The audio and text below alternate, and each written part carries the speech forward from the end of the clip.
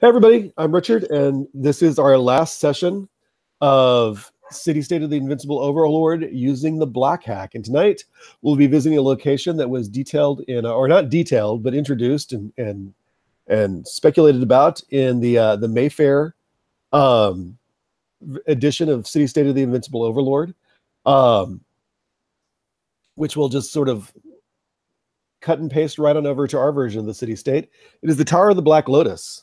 In a very early adventure, some members of some adventuring young vigilantes from the southeast side had to evade a watch as they were breaking into Temple of the Gargoyle from the watchtower.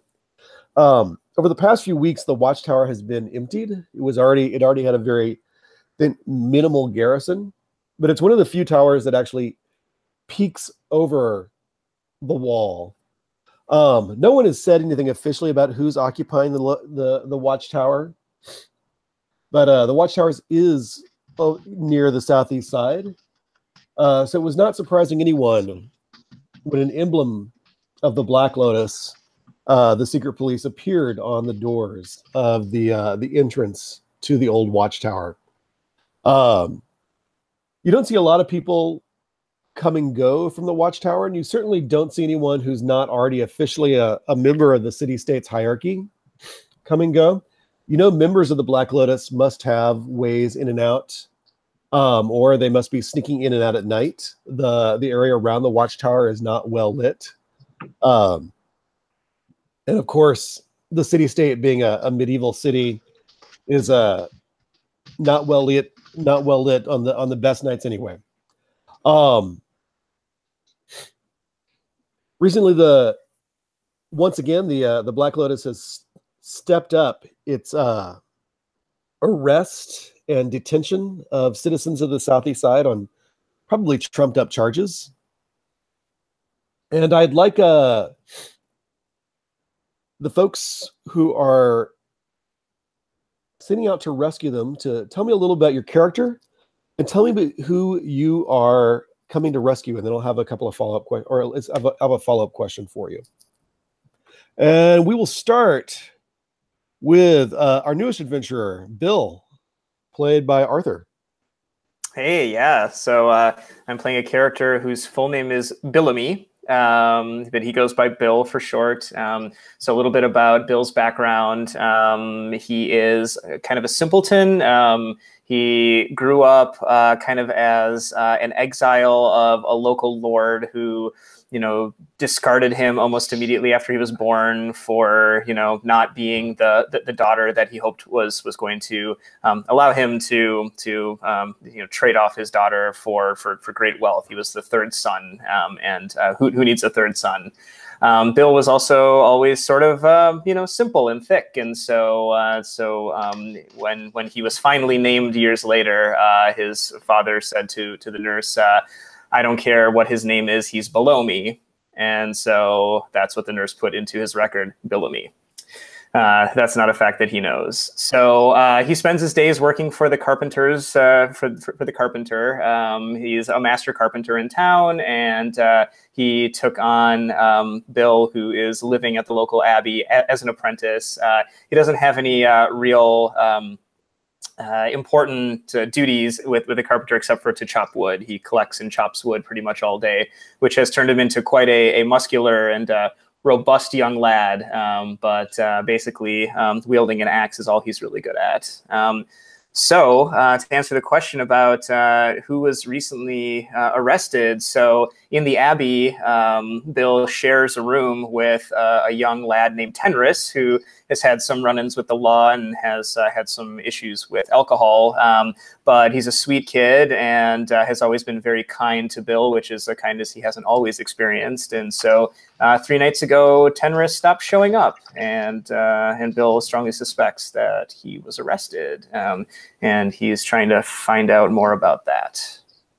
The only person that he knows for sure could never do something like that is his trusted master carpenter who employs him, a man named Remy, who is his idol as he learns the carpentry trade.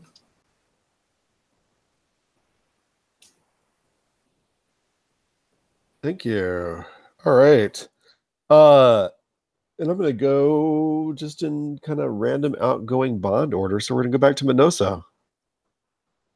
All right. So first with the introduction. Yes. So I'm playing Minoso, the Mystic.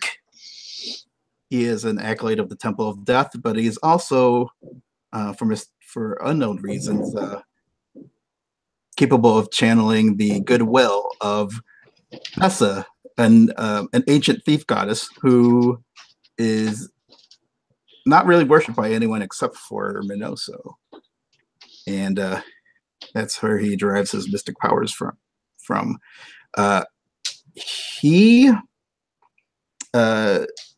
The person he knows who's recently been arrested is, let's say, one of the, perhaps a long-standing priest of the Temple of Death. And we'll name that person Gerst.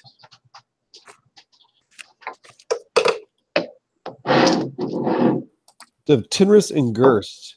And who do you know, Minosa, who would never betray anyone, knowingly betray anyone to the secret police? Probably another, or at least I don't know if this is an actual mystic, but there is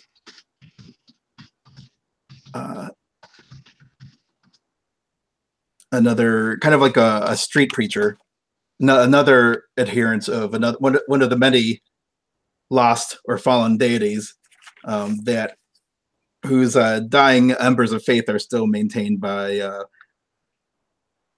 the scattered individuals of the city. Awesome. And, yeah.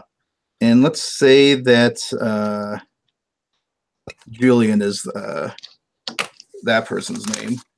And that person rails against the secret police all the time.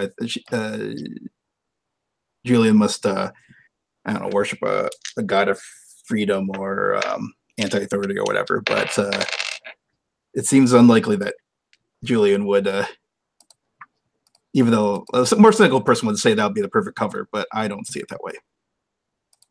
Julian's too sincere. All right. Let's go to Aster Ash. So Aster Ash is a young thief, ne'er-do-well. Early on in his career, a couple of game sessions ago, he came to the conclusion he was actually pretty good at what he does. But then when invading the Hellbridge, things didn't necessarily go too much his way. So he's leavened his newfound confidence and enthusiasm with his traditional cautious approach once more. His goblin buddy Skew was working with him on what was going to be a big score involving a secret tunnel into another part of town that goes through the goblin market. And Skew was working with him to figure out exactly where and when would be the best time for the two of them to slip into the basement of a very, very wealthy merchant and make off with all of his most valuable secret things when Skew got arrested by the Black Lotus and presumably clapped in the tower. So Skew, the blue skinned goblin buddy, has been arrested. And I don't believe that Blind Yotis, the flower girl on the southeast side, could possibly. She complains all the time. She loves to tell the story of how she lost her vision as a result of the Black Lotus many years ago and was forced from her promising career as a thief into her much less promising career as the flower girl. So I'm sure that she could never actually secretly be an informant for the Black Lotus.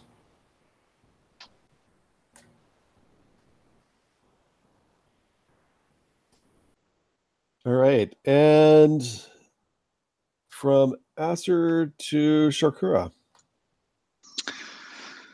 All right.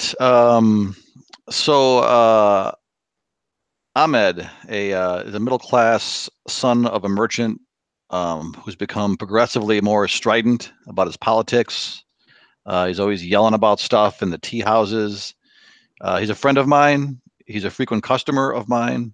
And he also happens to be my dealer for mind expanding herbs from the desert. And he has disappeared. Oh, wow. Who do you know, Shakura, who would never be an informant? Intentionally, willingly be an informant for the secret police? Old man Friedlander, my mentor. He already has been somebody's captive once. And he hates the Black Lotus with the white hot intensity of 1,000 suns. Right. Okay. And then moving on to Bailey. Short introduction, and then tell me who you know who's been arrested. I'm sorry, what's the first part? Short introduction, and then tell me who you know who's been arrested. Oh, right. Bailey is the kid playbook. He is a street youth who earns his keep by pickpocketing and a little cut pursing. So he lives on the streets of the city, and he hopes for a better life someday. So somebody has disappeared. Is that the question? Yeah. Well, you know somebody's been arrested. Okay. So there was this girl, Sarah, who is about Bailey's age, who is the daughter of a merchant who has been friendly to Bailey in the past. And Bailey learned that the local guard captain lieutenant was interested in Sarah, even though he's more than twice her age. And so Bailey was trying to protect her from this guy, and all of a sudden she vanished. So he suspects the guard captain lieutenant guy. And Bailey, who do you know who would never deliberately inform the secret police on anybody? One of my pals that I run with on the streets, his name is Think, and he would never. He hates the any kind of authority figures, so it would be very strange for him to be an informant. All right. So our prisoners are Skew the Goblin, Tinrus, a young, nice drunk, Gerst, priest, Ahmed, a political dissident, and Sarah, who rejected a guard captain's advances. The people we know that are not would never willingly inform on the secret police or inform to the secret police. Blind Lotus, the flower girl, Remy the master carpenter, Julian the street preacher, Old man Friedlander, and Think. Is that everything sounds correct?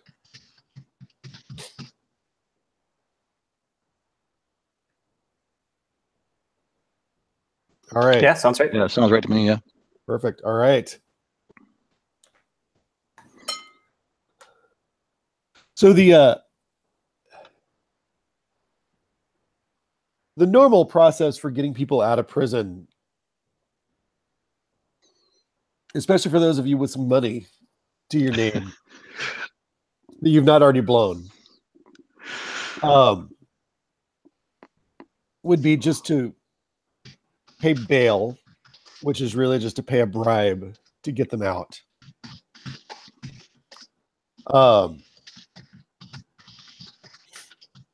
However, the prisons have recently been emptied. Minosa, you know that the prisons have also stopped selling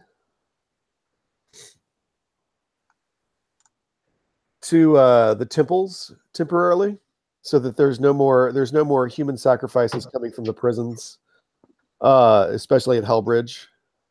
Yeah. After the recent religious war that Minoso was partially responsible for starting.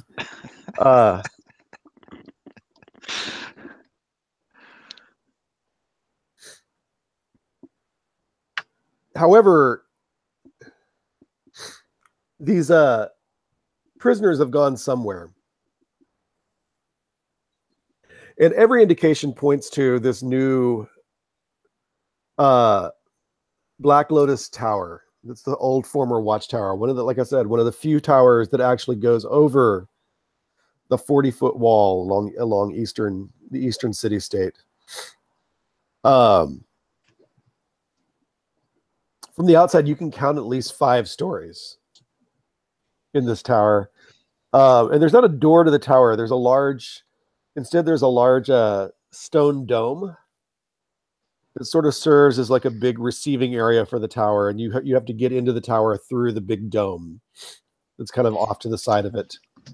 There's no external door that you can see. There is one large external door to the dome. It's rather grand and majestic. That is the beautiful door that the sign of the Black Lotus was carved into and painted on in a rather handsome, striking sort of way. It looks like that leads to a vestibule that leads into the dome. There aren't a lot of windows to the dome. There aren't a lot of. It says a lot about the old watchtower and about the overlord's attitude towards his citizens. That there is many ways of looking out the watchtower into the city as there were to look over the wall. There are no windows in the tower except for arrow slits, even on your side of the wall. So as far as you know, there's 3 ways into the tower, and we don't need to role play this. I really just want to get the consensus of the group. You can wait into the wee hours of the morning. The wee. When it is very, very dark, and try to enter through the front door. You can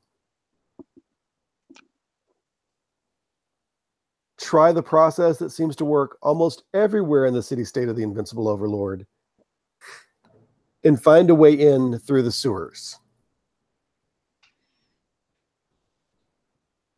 Minoso is connected to the temple. Asurash has a buddy among the has friends among the goblins. The 2 of you could most likely find a way into the tower if a way into the tower from the sewers exists.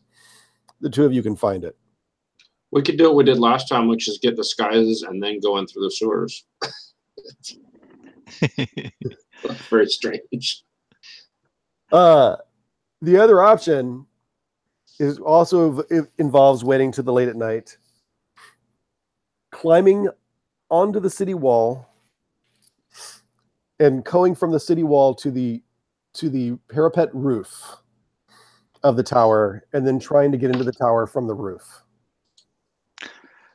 In the days when it was a watchtower, you saw people up on the roof, so there has to be a way in from the roof.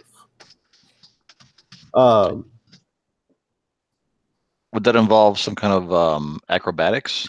That would involve some equipment and some climb checks, but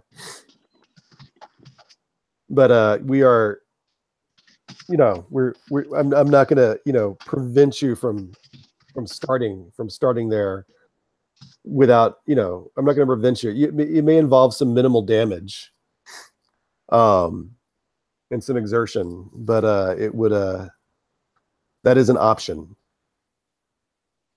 Okay. Well, it's up to you guys. I'm thinking either the sewers or the roof. I think our last encounter with finding all those nasty zombies in the sewers below the temple or the Hellbridge temple might incline Minoso to try one of the other ways besides the sewers. Yeah, I think Bill is a little claustrophobic. Used to being in the outdoors, so I don't think he'd fancy his putting his big self through narrow, stinking tunnels in the dark. Oh man. Okay. I will tell you, you do suspect that prisoners, well, and it's been your experience so far, prisoners go down. They don't go up. Staff go up, prisoners go down. Yeah, I think we're better off trying the sewer route, especially given that comment. Yeah, we went in through the front door of the temple last time, and it was almost a disaster. We had to flee for our very lives. That could have been really bad. Yeah. And so, yeah, I'm completely. We'll put some blinders on the big guy or something. Get him through his claustrophobia safely. I'll spend some time doing like some basic hypnosis exercises with Bill. You know. Nice. I'm sure he can be convinced. All right. Well, once again, I have to put my turban away because swords are no place for it. You don't want a dirty turban, that's for sure. No. Yeah. That goes I from believe that elegant. is an ancient saying. I heard that on the street somewhere. Right.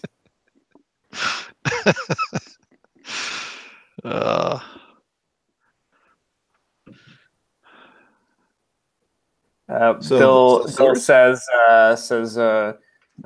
normally I would just go through the front door. Why don't we just knock? Well, we want to be able to leave, though. These guys are they're a little too welcoming at the tower. All right. It sounds like you're choosing the sewers. Yeah. All right. Yep.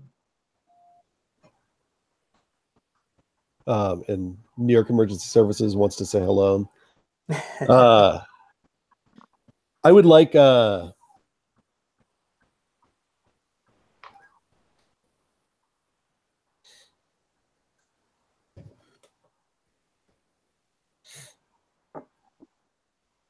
as is predictable in the sewers of the city-state today, and probably how Skew got arrested.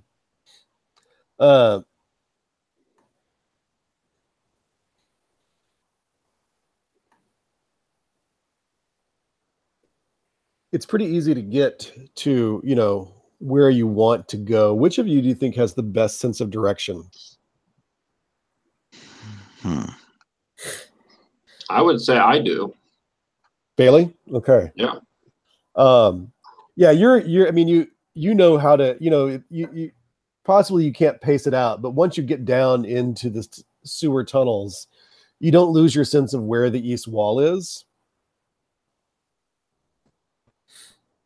And you're trudging along.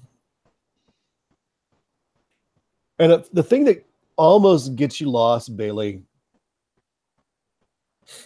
is it's dank and dark and smelly. Who has our lights? I have a lantern. I have some torches. I think to get me down there, I would have wanted to bring a lot of light. Okay. Yeah, I've got a torch too. Yeah, and if I'm in the lead, the lantern makes sense. So. All right. So Bailey, you're in the lead. Who's bringing up the rear? I think that's Bill. Okay. I shall bring up the rear. Okay. Okay. I'm very quiet and I have good hearing, so I'll be fine. We can't have Bill bring up the lead because he'll just run out. That's true. I'm being prodded along by you guys somewhere in the middle. So you've got a lantern somewhere in the middle. Minosa, I'm going to put you, unless you protest or have I'll think you're sort of right between Bailey and Shakuna. With Asarash in back and Bill just in front of Asarash. That's it's not a marching order per se. The sewer tunnels widen out. Sometimes you don't have to go one by one, but in several spots you do. The thing that almost gets you lost, Bailey, is that the tunnel suddenly veers to the right, about when you start traveling south along the east wall to where the watchtower would be. The sewer tunnels follow the walls of the city pretty nicely because that's where the drainage into the river starts. But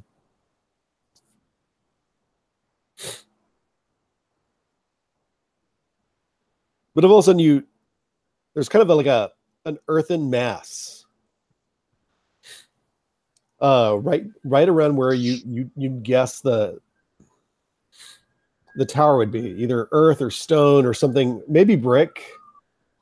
Maybe it's just large slabs of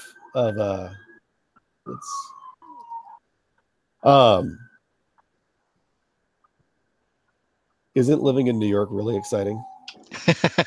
They're coming for you. All over the place.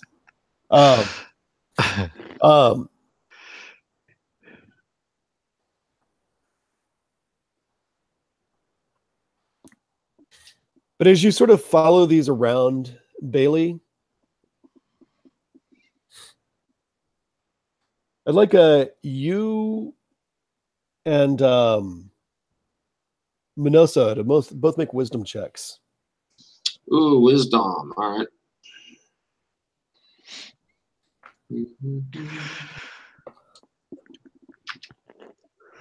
I've got to set up my dice here. Or can I take one of these existing piles? Let me get a D20 out to no, so make that one. We have to roll under it, right? Yep, you want to roll under. I made it. I got a 5. I'll make mine clear just to be annoying. All right, and oops, leave that alone. And rolling the D20. Oh yeah, I did not make that. All right, Bailey, with the lantern out and moving the lantern around, you see a recently sealed off spot in sort of this earthen mass, and it looks like wherever the tower was, the sewer level of the tower did extend into the sewers in a spot probably larger than the tower actually occupies on the street. So you're following it around, and you sort of catch where it looks like they've just sort of sealed off a portal with an iron door. And in the lamplight, what you see first is the rust, the oxidation, the erosion on the iron door.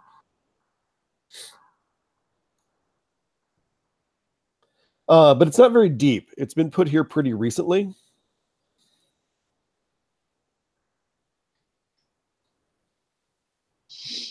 Okay. Sorry. Sorry. And you see there's two of them right next to each other. And then 10 feet beyond that. So sorry, let me orient you. You pass one, kind of a sealed iron door. And then about 10 feet beyond that, there's two of them that are right next to each other.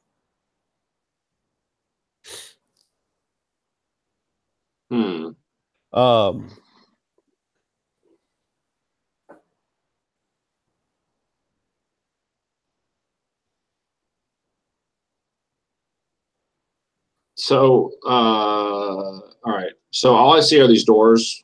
Right. Okay. And are these doors solid, or do they have like a little window in them, or what do they look like? They do not have a window in them. They look like they were sort of like wedged into place to prevent anybody from entering or leaving through these sewer doors. Oh, so they're not doors, they're like metal slabs, or are they actually doors? Yeah, they look like they were initially doors, but they were just sort of like, you know, it's a raw strength sort of thing. I see. All right. Well, I will alert. I will kind of motion towards everybody else. I assume I'm a little bit ahead since I'm scouting, and I'll kind of motion them over and point at the door.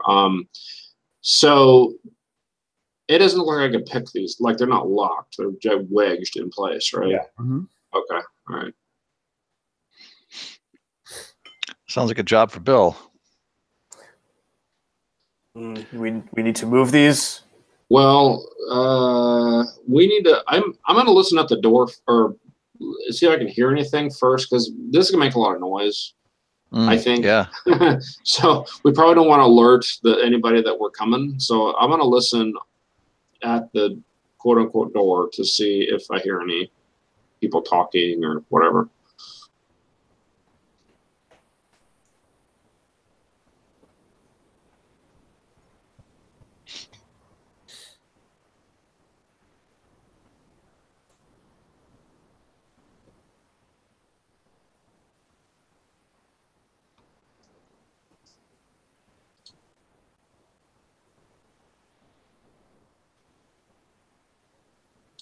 Hello? Did you roll, Richard? Oh, sorry. I was checking the map and then All right. I'm like, what am I doing? Did I forget something? Yeah, no. I was checking the map and then cold medicine. Yeah, exactly. Yeah, you do sound a little rough. Yeah, make a wisdom check. Make a wisdom check. All right. I can do that. Where my die go? All right.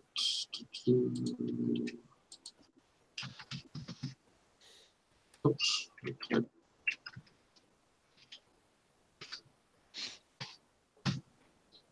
All right. No, not at all. Now I do get I got a pluck for that because I failed. Yeah. You don't hear much there, Bailey. You do hear kind of pings, but that could just be things settling on the other side. You know, the sound of a city settling around you. Could it be water hitting like stone or something? That kind of noise? Sounds more like stone or metal scraping stone or metal. Sounds like some hard things scraping against each other. Well, I'm sure that's nothing. Yeah, go ahead. But it's not machine-like or regular. It's just like, you know, it's kind of that sound that you get when you're home alone at night and you hear the building settling around you. Okay. Might just be the tower. So with the go-ahead, Bill shrugs off his backpack and leans his shield and axe carefully against the wall. And he goes and gets a grip. You might want to stand back for this. Sometimes I drop things. All right, I'll take your advice. And he'll roll a 20-sided. Let's see here.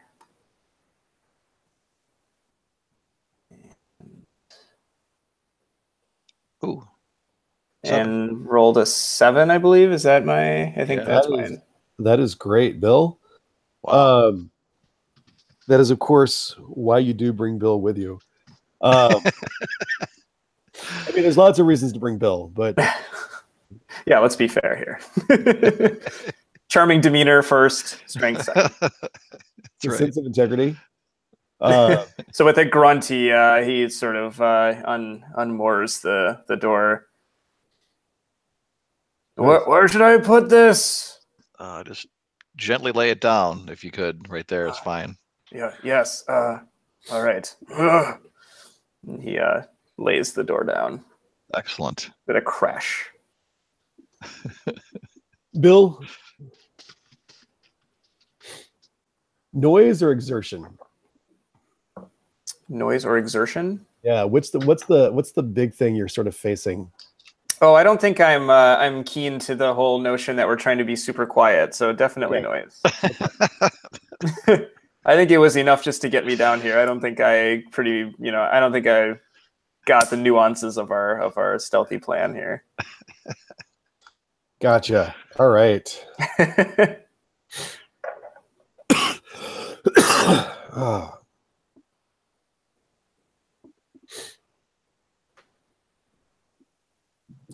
Who's going in first? There's some stairs up.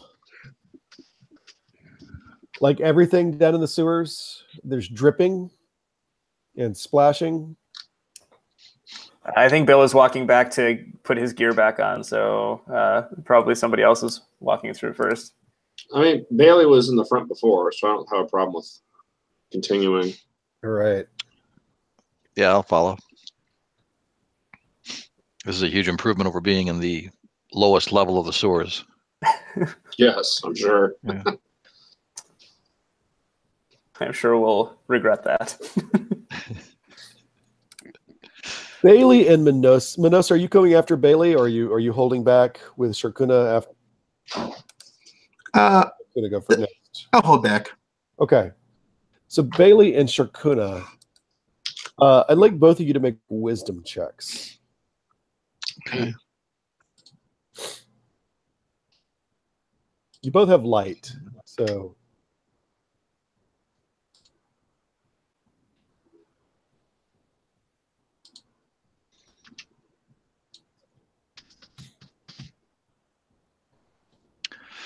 Ah, man. I got a 15, which I think is a fail, since my wisdom is 15.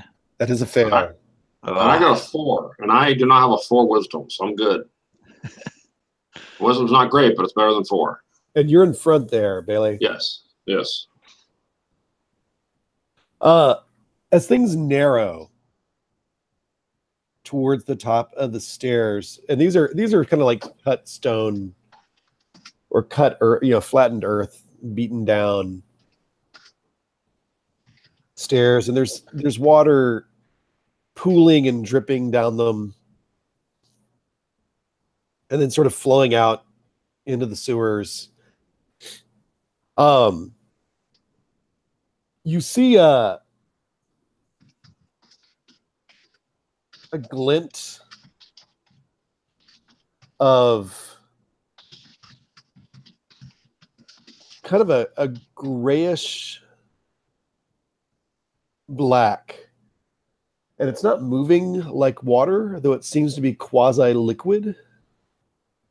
And you look down and you realize Sharkuna is about to put his foot into that puddle of grayish, dark ooze that's looking and moving liquidy, but not really water. See it, so you have a chance to do something about it. Yeah, I will. I don't want to shout per se. How far away is he from me when this happens? Right behind you. Right behind me. Can I grab his arm? Are you? So you're trying to grab his arm to keep him from putting his foot down, or right? Just to get his attention, right? Because I don't want to yell. Right. Yeah. Make a strength check. Strength. Oh boy, we're doing all my great stats tonight. All right, let's do dexterity. Let's do dexterity there. Okay, I don't mind, but no, it seems more like you're trying to move quickly. Yeah. You're not trying to push anybody or anything like that. Yeah. Okay. All right. Let me roll that. Right. I failed. But hold on. I can use my pluck. Oh. To make me not fail, because I have a 1 pluck that would be equal is I made it, right? Like if I roll the same thing as okay. I'll use my pluck to get a 17, which means I made it. Oh, wait a minute, I have a 16. Never mind. Nope, I still failed. So nope, I failed. Oh man. Then don't use your pluck. Yeah, right. Uh,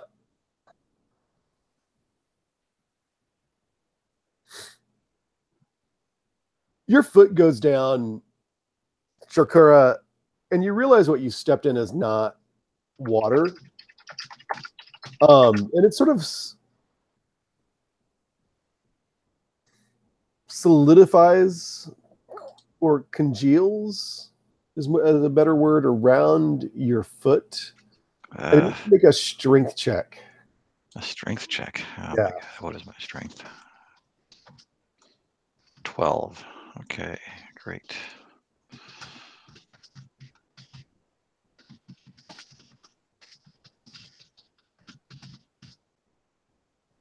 How'd you do?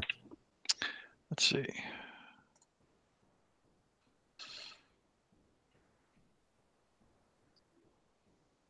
I think I got a 7. Does that look right to you guys? Yeah, it's got to be the one that it showed. It's Yep. the brand new one that I rolled. So that's good. I made the strength check. Nice.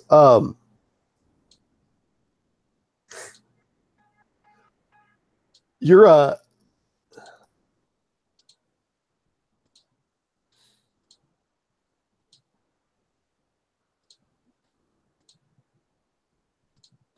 your boot comes off, or your shoe comes off, whichever one you were wearing. Definitely boots. High, hard boots. Yeah. The thing about high hard boots is once something grabs them, they tend to come off. Yeah. Especially until laces get invented. Right. So your foot just sort of like slips out of this thing, and all of a sudden you're barefoot on one foot, and your boot is just sitting there in this kind of quasi congealed liquid, and it looked like it was about to sort of run down to the next step. And as soon as your boot came down, it all sort of pulled itself together around your boot, and now it's looking very thick and very viscous. And it's like it grabbed your boot. All right, that's some kind of creature. I will whisper, be careful. There's some kind of hideous creature here. It took my boot, which cost me a fortune. And I mean, obviously, I'm not getting that boot back, so I take off my other boot, and at least I'll be really quiet. So you are barefoot. I am barefoot. Yeah, that worked out great in Die Hard. How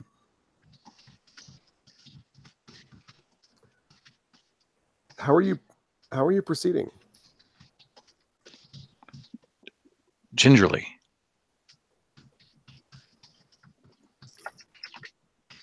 What about you, Bailey? You've got the lead. Well, he's not injured or anything, right? He's just missing his boot. Yeah, he's just missing a boot. What's everybody else doing? Are they further back? Like, did they stop or? What are you doing? That's a good question. Aster Ash is still bringing up the rear, just trying to be alert for anybody trying to sneak up behind us. And you've got Bill in front of you, I think. My ears open. And Minoso in front. I think I'm close enough to have heard the whisper, and my response is, "Why does it want your boot?" It probably smells me and thinks it's a meal. Do we need to hit it? No, I think we should avoid it. It might you take all start weapons. to smell a small burning.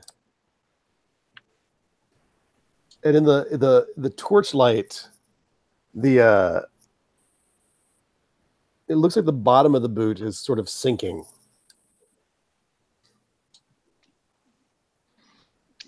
Oh man.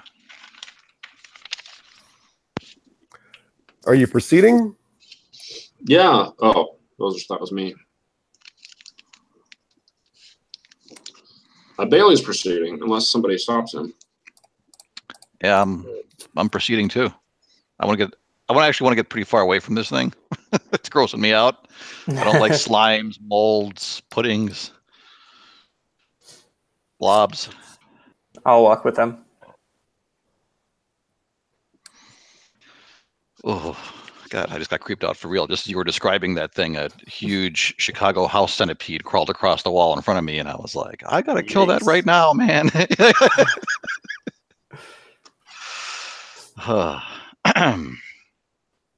Sorry. That's I remember those distinctly from my days in Chicago. Too real. They're very, very real. Very ugly too. Yeah, they are.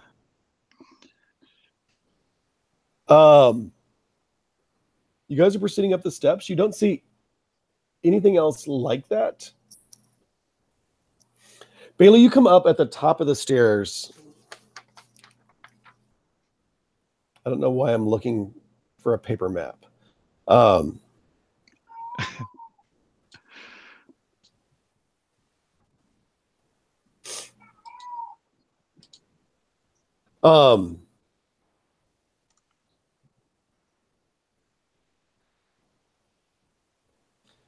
And out of the corner of your eye, standing on a pedestal,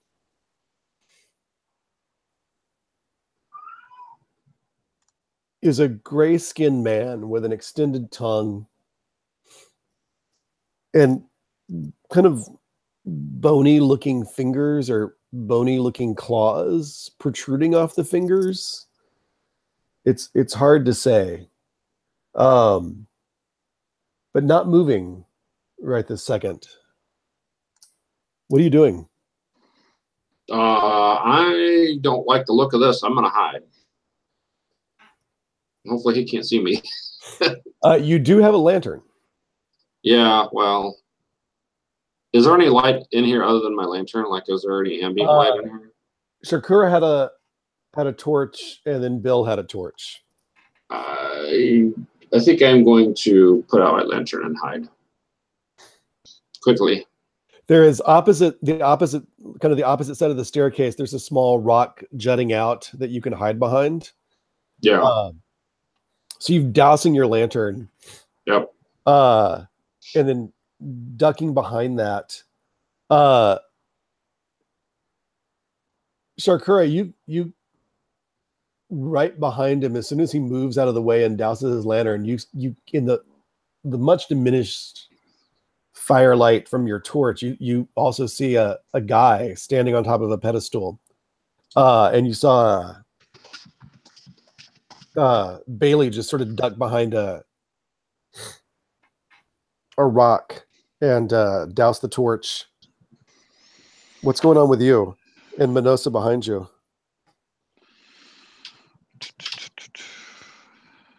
I think I'd reflexively look for somewhere to hide too. You have a lot less light. There is kind of another pedestal figure, maybe a statue in the like 10 feet or so forward. Another thing you can do specifically, Minosa, is you could just lay down on the stairs. Oh, okay. Yeah, I think I'll take the stairs option then. Sharkura, you're Yeah, I'm holding my torch. Minosa, you're holding a torch. I'm gonna approach. Make a wisdom check real quick. Okay.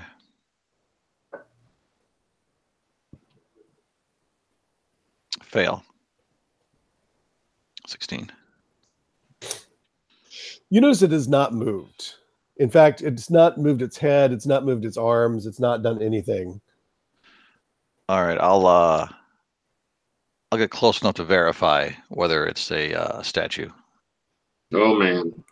I'll follow behind. I'm curious and want to help. Oh man. I'm just hiding. I'm like, that thing looks nasty. I don't know what that is. So I'm just keep my distance. I'll hold my torch high for some better light and say, "Can you see it better now?" Yeah, I think I can. And what both of you see is a dead body that's just standing on a pedestal, not moving. What the hell? Its tongue is kind of supernaturally long, kind of lolling out of its mouth. It's as you both hold your torches there, you can get a look at the fingers. They've sort of like, it's less that they're claw-like and more that they've just sort of become claw-like as the bones have protruded and the skin is sort of withered away. Mm.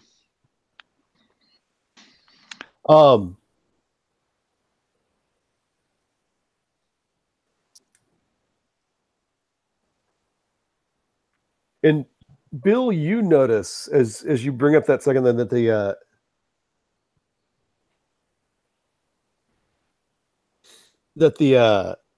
the skin around the skin around sort of like the abdomen of this thing is sort of just hanging loose, like it was cut away and then sort of like hung back in place. I lean in a little closer to see. That doesn't look right. What? Did somebody cut this man open? Maybe they hid some jewels inside of him. I'll remove the flap and see if I can see anything. Why would they do that? It seems like a good, safe place to put it. Who would look? I like to keep my jewels in a drawer, not inside a body. The ways of the mystics can be strange to understand sometimes. Mm-hmm.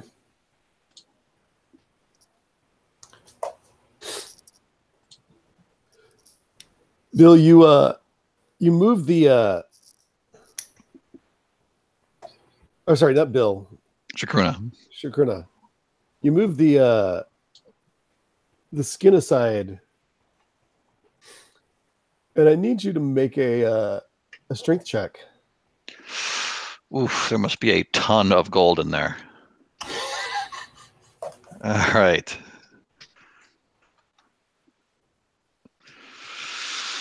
This should be a piece of cake. Come on. Rock and roll. Oh, I failed that just massively for the 19. You stick your hand sort of around that flap of skin,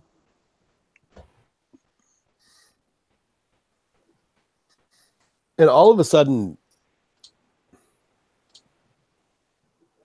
as it sort of leaves the edge of your firelight, or kind of goes into the shadow of the abdominal cavity of this dead guy, you feel something just sort of bite down on your hand before you can pull it back out. Damn it. Like in a playful way? Oh, no. I need you to roll a D6 way. Oh, man. Haven't even gotten out of the sewers yet. All right. 4. A 4, you take 4 damage. Oh man. And you pull your hand back, and it's got almost like this is for you, not necessarily for Shakuna, but almost like an eel bite, like something with teeth in a round shape. Oh God, like some kind of hideous lamprey. Yeah, like a lamprey. That's the word I was looking for. Like a lamprey is just latched on. Okay, I'm gonna hit it now. The thing is not moved. I'm gonna take a swing at this abdomen area, and assuming that he got bit by the body itself or something. Bailey, you're hidden over there. Make a dexterity check just to see if you know how noticeable you are. Okay, I can do that.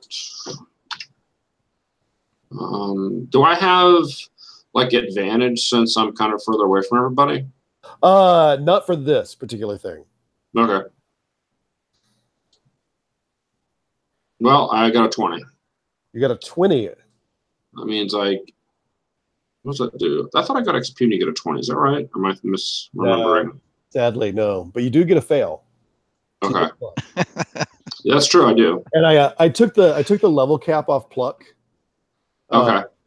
Just so that you're never losing it, just because you fail a lot. Yeah. Not you specifically, but Hopefully not. Yeah, I definitely blew that one.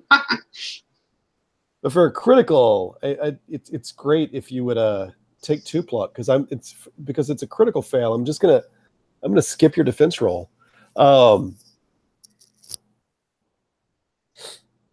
Bailey, you notice that the area behind the rock is dusty, and the air is a little stifling, and like absurdly weirdly still.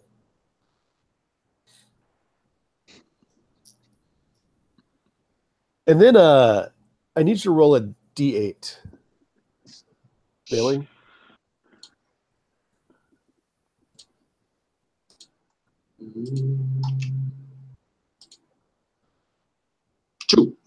Two. You do take 2 damage as you are hurled from your hiding space towards another figure standing on top of a platform about 5 feet away from where you are. It's the one that Minosa noticed a while ago. And then, I'm sorry, I apologize. Bill, you were saying something and I completely blanked out. No, that's no problem. I think Bill is going to take a swing at with his axe at the abdomen that just chomped on his buddy. Make a strength check. All right.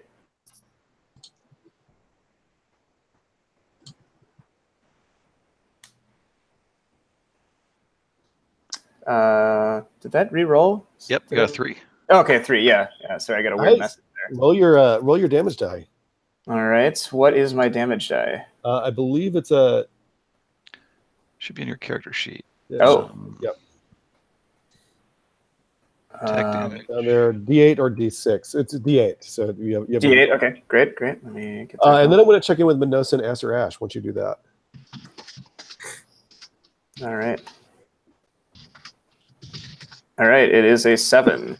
Excellent. 7. Mm-hmm. That's good damage. You send the dead body that's just standing on top of this pedestal topples over backward as you cleave in to the that abdominal cavity, knocking this thing off its pedestal, and you clear it. You if it was a little easier to cleave something in twain, you might have done it. You feel it hit the spine and pull out, and it crunches into something that's inside the cavity. Okay. But now it's just sort of sitting on the floor, or lying on the floor. Minosa and Asher Ash, you've heard Bill strike something, or you heard in this order. Shakura,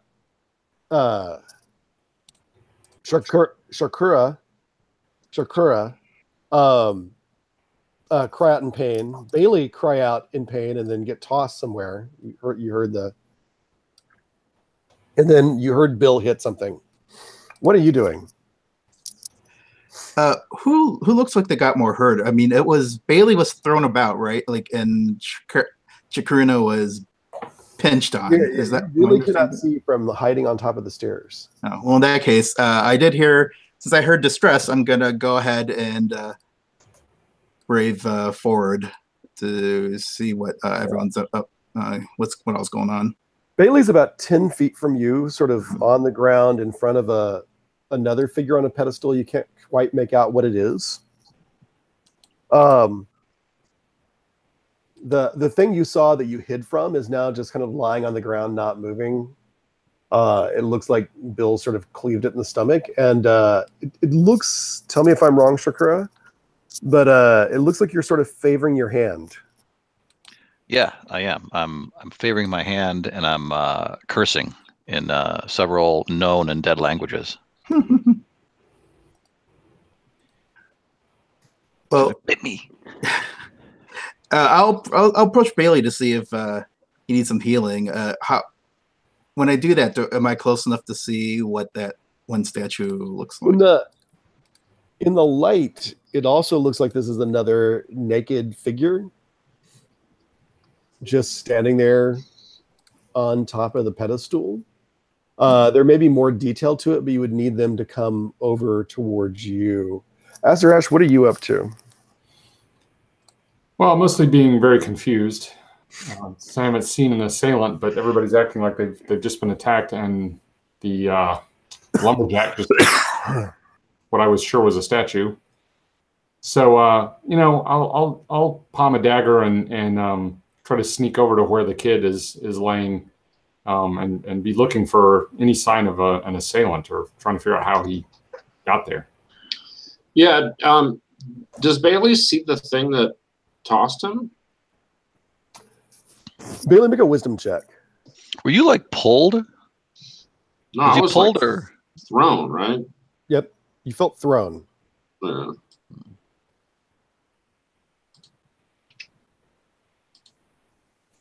Okay, yep, I succeeded. I got an 8. Nice. You see the shape of dust just sort of forming around what looks like a vaguely humanoid figure. And who's next to me? Someone came over to me.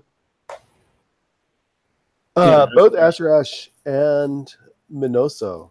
Do either one of them have a torch? No.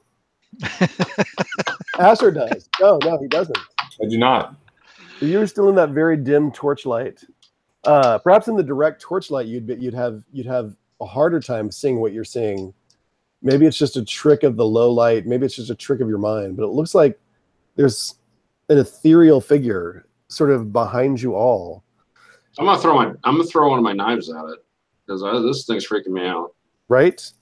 Make a dexterity check, and then I'd like us all to make dexterity checks because we're going to roll initiative. Okay.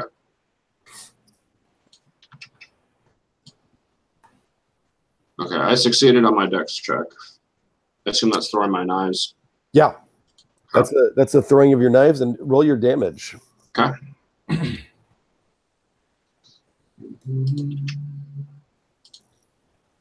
One whole damage. Woo!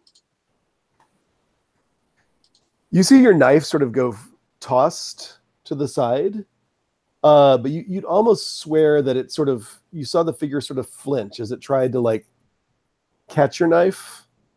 Man, this is like whatever you're on, Bailey. This has got to be messed up, because you'd swear you saw the thing try to catch your knife and then just sort of flinch away from it, and that's when your knife just sort of like, it broke the arc of the movement and just sort of went scattered to the side. Let's all make dexterity checks to see how we do initiative wise. All right, and I got an Uno for the initiative. So I assume that's good. Mm-hmm. That is awesome. I rolled a 13, which is under my dex. Great. And remember, all you're doing is try to do under or not. Yeah, I made mine as well, Rich. Awesome. I did not. Yeah, and I rolled a 20. So did I. Oh, And who did not make it? Minoso and Shakruna. Shakruna. All right. All right.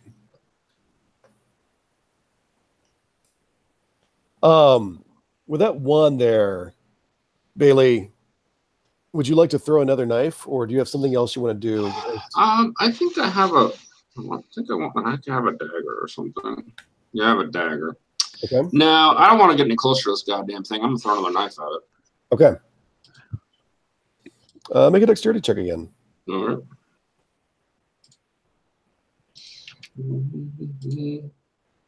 6. That would be a success. Awesome. Roll damage again. All right, if I can roll better than last time. Yep, I got a 5. 5 damage. Yeah.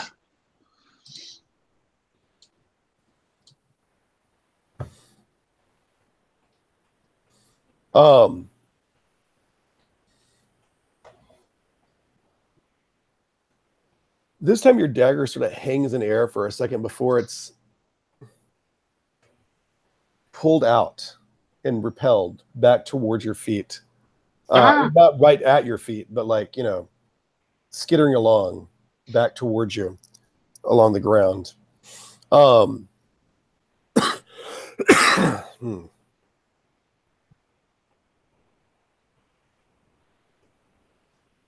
And then it was Asher and Bill who are also up next.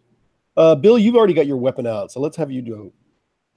Yeah, so I think I'm going to try to get between it and the rest of my group here, and kind of hold out my shield and say, "We're not here for you."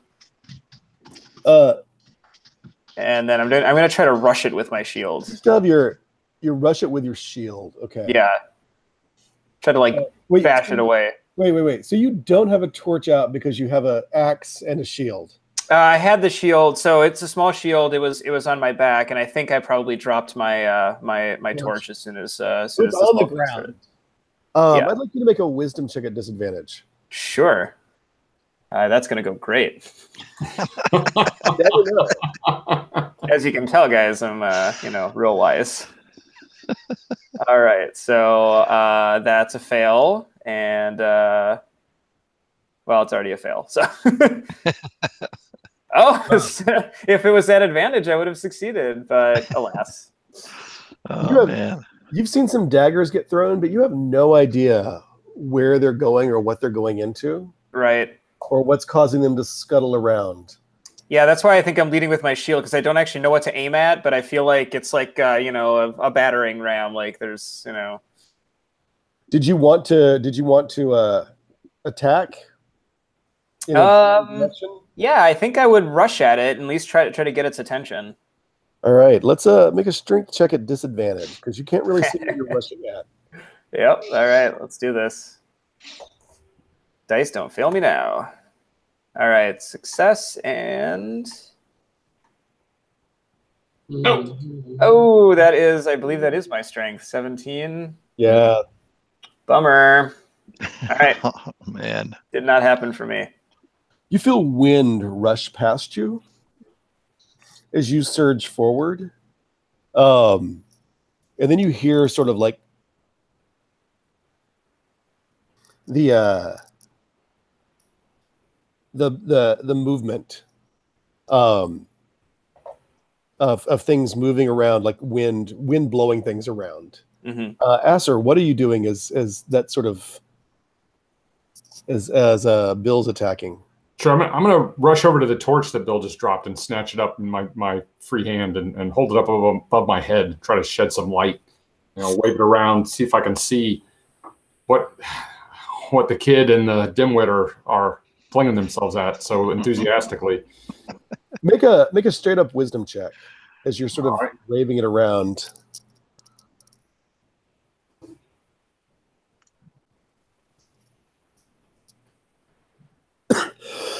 I don't know what happened. Oh, there it is. Nope, I missed it.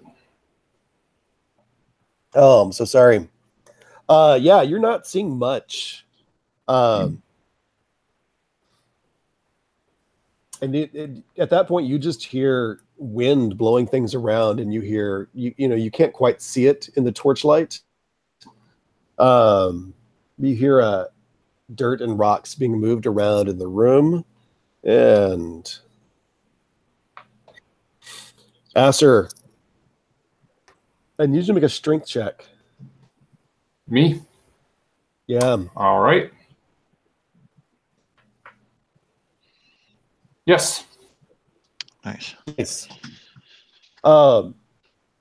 You feel the wind sort of consolidate around you, but you're able to sort of like stand your ground and back away. And then your torch goes out. Of course it does. So you've still got one torch being held by Shakura, correct? True.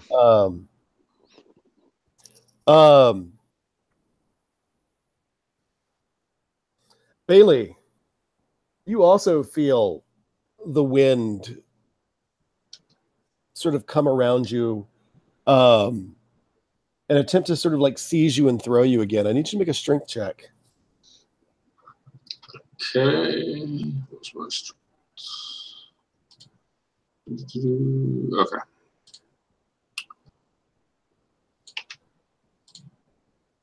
Yep, I made it. Nice. All right. Yeah, you feel it sort of kind of hum in your ears. And and try to like knock you over real quick. But it's not successful. You're able to kind of keep your footing. Shakura, sorry. So, I think our biggest problem right now is that we can't really see our opponent very well. So I'm going to grab my mirror from my pack and use it to try to maximize the light from my torch, and kind of, move it around the area where I think this thing is at.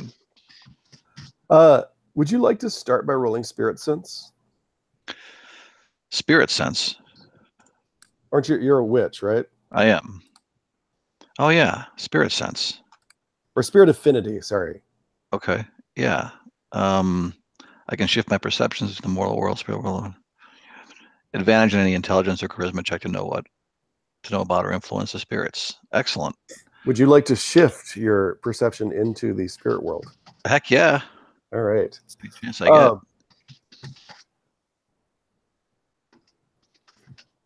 You see what looks like a dark clad figure,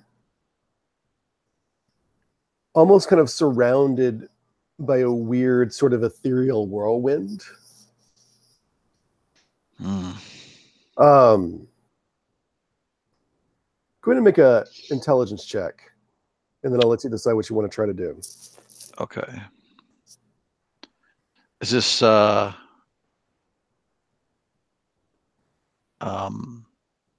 advantage? Yeah. Advantage? It's about a spirit. Okay. 9. Got it. 9. Nice. You strongly suspect this has got to be an air spirit of some sort. And you know that air spirits are frequently summoned by wizards to guard their laboratories because they don't burn things down. And they don't put your books at the bottom of a pond or something like that, the way, air and fire and water spirits do. Right. Do I know how these are defeated? Can they be attacked? They can be attacked. Clearly, they have been attacked. You saw the knife sort of sink in. Okay. You are a little more worried about the possibility that it might raise an alarm. When they manifest and attack physically, they are, you can deal with them sort of physically. Okay.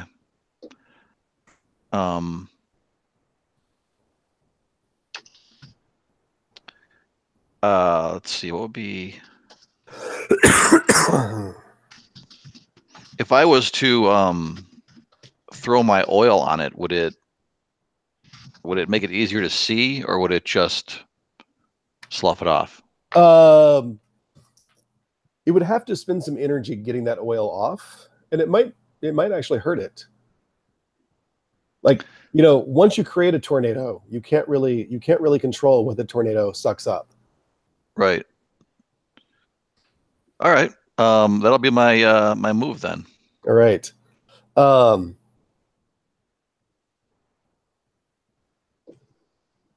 Make a dex check. All right.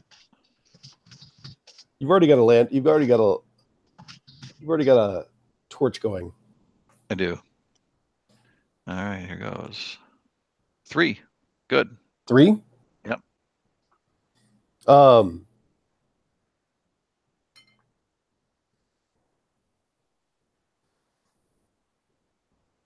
It pivots to turn at you. Are you keeping your perceptions in the spirit world? Yeah. I imagine it looking kind of like when Frodo has the shard in him side. Right. A lot of wind blowing and. Go ahead and roll your class damage. Okay.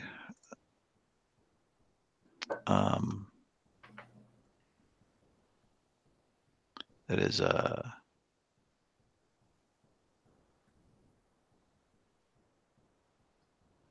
1d4, I believe. Yeah. Yes. Yeah. But that's sad. 4. 4. Awesome. Minoso, Right. you see it suddenly blaze up with light, just as it's run into hard on Bailey, and suddenly it blazes up with light, kind of shining, as with sort of a weird supernatural sense. Shakrina throws a burning vial of oil straight into the middle of this thing, possibly making it more dangerous, but also making it visible. What are you going to do? Well, I guess I better take advantage of its temporary visibility. Yeah. And swing at it with my quarterstaff. And I'd like to go ahead and let's see. Do I want to use my? Yeah, I'll go ahead and use my. I'll go ahead and use my hero spirit ability. So I can What? I'm sorry? My hero spirit ability. Yeah. I shifted it last time based on your feedback, so you do add the die when you use them. Oh, fantastic! All right, well, let's see if I hit first.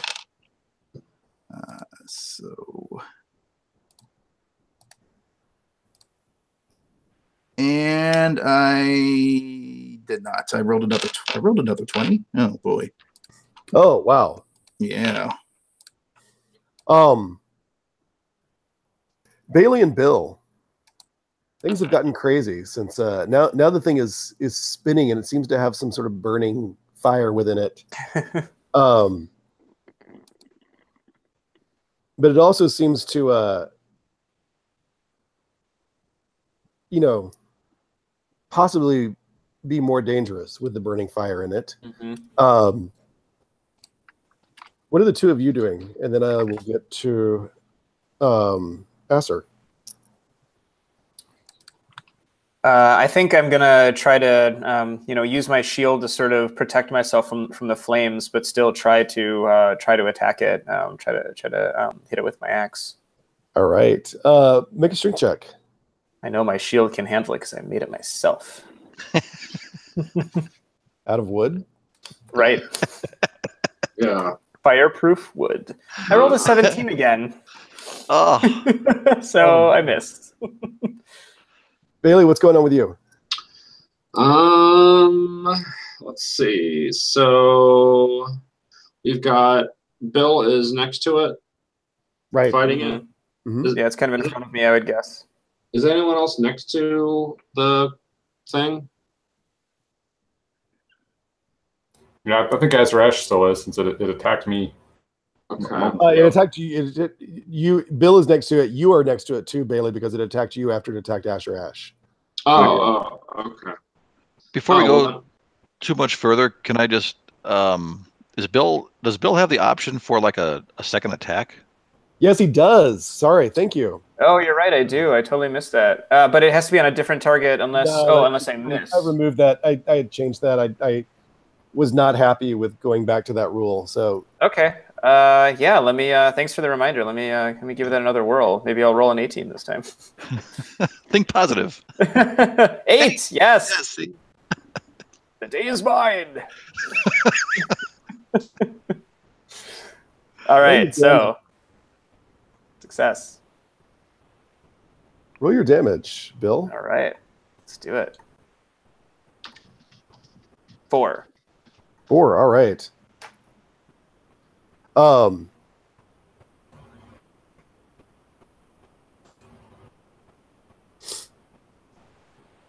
And Bailey, sorry, we interrupted you.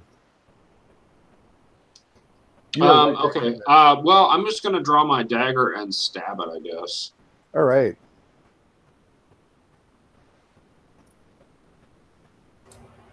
I think we established I could use my dex for that, right? Yep. Okay. Very importante. Otherwise, I won't do it. Sorry, that's if you're backstabbing. but this thing doesn't have a real back. So, Oh, so that's just use strength for the hand-to-hand stab. All right. Oh, I got 11, so I hit anyway. Oh, nice. So yeah. All right. So let me roll my damage. All right, I got a 5. What I'm going to do is I'm going to spend my 3 pluck to make that an 8. oh, cool. So I'm going to just. You only need to spend 1 pluck, so keep. Oh, okay. Oh, Cool. However, I need Bailey and Bill specifically to make a dexterity check. All right. Got it. How did it go for you, Bailey? So sorry. So if I roll my dex, I failed it. Yeah, Like my same numbers. Okay, so I'll spend 1 pluck to make it a 15. gotcha. Awesome. Yeah. You both kind of jump back as the burning oil sort of splashes onto the floor and slowly kind of cooks itself out. And in that, you can kind of see for a second that you're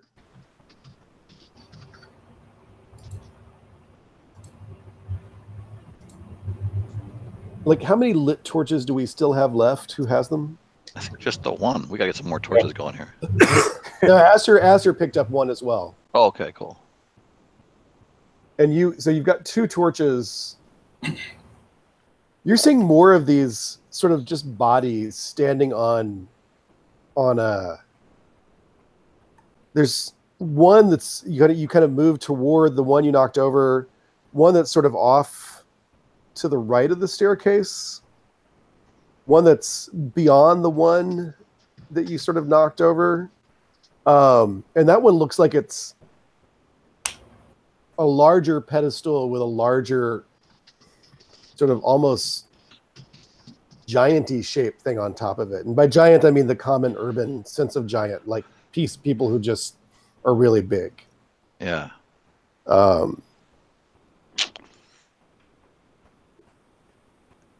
And in the darkness, you hear a whispering.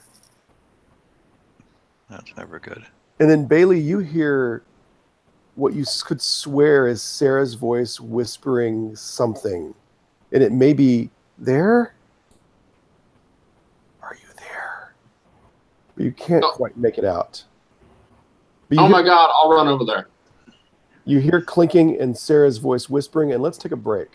Okay. Oh, nice. But I'm running over there. All right. All right. All right. Back in 5.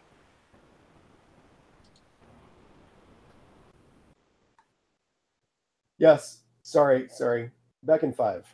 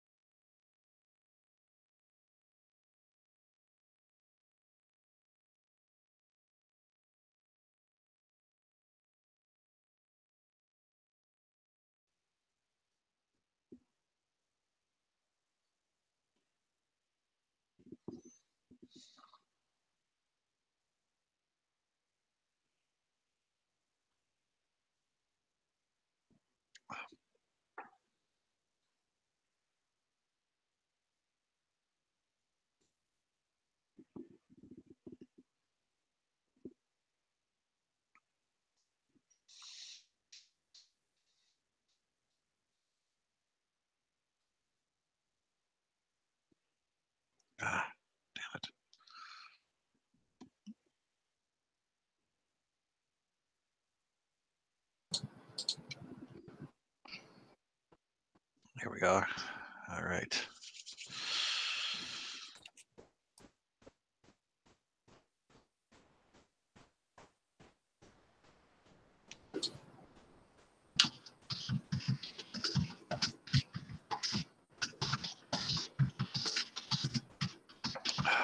All right, everybody. All right. I believe we left with Bailey running off into the darkness towards where he thought he heard Sarah's voice. Totally. Yes, that's a terrible idea. Bailey, make a dexterity check at disadvantage. This is just to see how, getting through the very, very dark spots without, largely by feeling with your toes as you go running. Well, I rolled 2 10s. Both are below your dexterity, I think, correct? Correct.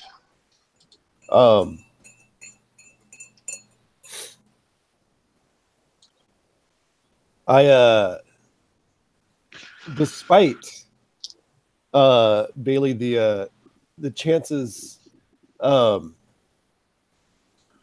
you sort of like clip on your, with your heel or the side of your foot, and you bang your knee a couple of times against things that may have been pedestals or might be pedestals, but you're able to, quickly dodge around them. And then you feel the ground start to give way, and you stop right on the edge of a pit. Oh. What about the rest of you? Bailey just went running off into the dark.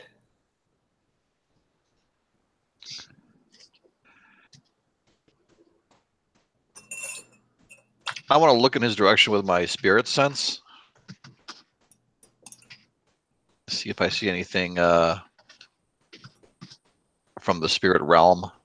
You don't see anything from the spirit realm, but much like torchlight, you can't see infinitely in the spirit realm. Then I will just do a loud whisper and say, Get back here! What are you doing? Where's he going? I don't know. He just ran off. You all heard the low female voice that happened right before he ran off. Well, we did all hear it. Mm. Then it's a trap. Come back. We should go help. Yeah, the others could be with her. I think it's a trap. But yeah, let me stay here for now because I'm barefoot and it looks like this is some pretty rough terrain. But I will mentally prepare a magic missile spell in case they need some offensive support.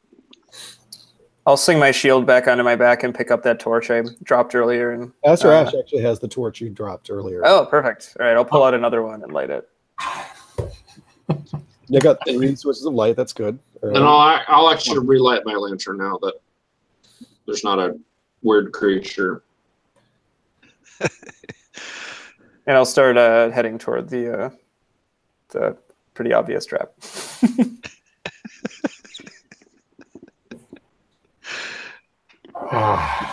Sure. I will gesture to the witch and the mystic to, go on in front of me, and I will bring up the rear once more. Well, I'm going to wait for you guys here. Okay, well, I'll hand you this torch then. I have one already. I'm good. All right, okay. All right. Fine. Just remind people that we do have the X card in play. I don't think I went over that in detail after we started the broadcast. Like I said, I would. We do have the X card in play. You're all experienced players. You all kind of know how to use it. So I just want to remind you of that as we go more into this horrific adventure. That's pretty ominous timing for that explanation. Yeah. You're going to have to get a lot more horrific for the next card to come up.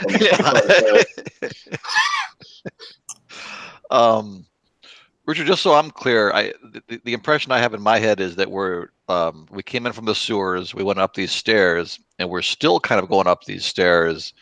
No, you're kind of in an open area. You came out into a landing. Okay, we did. And All right. that's where you've seen all these sort of like statue type things, including the one Aha. you looked at closely. Okay, so the ground is basically level, just full Yeah, of it's shards and as stuff. level as packed earth ground can ever get. Okay.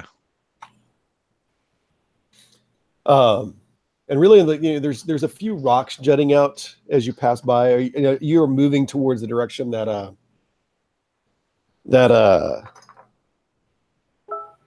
Bailey was running, correct? Yeah, but I stopped when I got to the edge of that pit. Yeah, you stopped when you got to the edge of the pit, and you see Bailey relighting his lantern just as you guys kind of come close to each other. Did you find the woman? I mean, all I see is this pit, right? Does my lantern reveal anything else? You see more of those sort of bodies standing on pedestals of various, bodies of various sizes standing on pedestals. In the pit or? No, around you. Oh. There's, you saw two of them over there, others saw two more, and at least around here by the pit, there's about four. There's about four more. So you ran up to the edge of the pit. If you veered slightly to the right, you'd go up another set of stairs.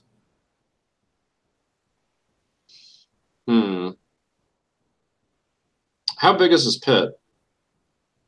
The pit is pretty narrow, but it's deep enough that you can't quite, you're not quite sure you'd be able to see the bottom of it. Or at least it's narrow enough that you're not quite sure you're seeing the bottom of it when you hold your lantern down. Can I jump it, or is it? There's just a wall on the far side. Oh, okay. So I don't really need to jump it. All right. Right. And I'm sorry. So where are these stairs in relationship to where I am? If you so the pit, you kind of ran straight from where you were standing towards where the voice was. Yeah.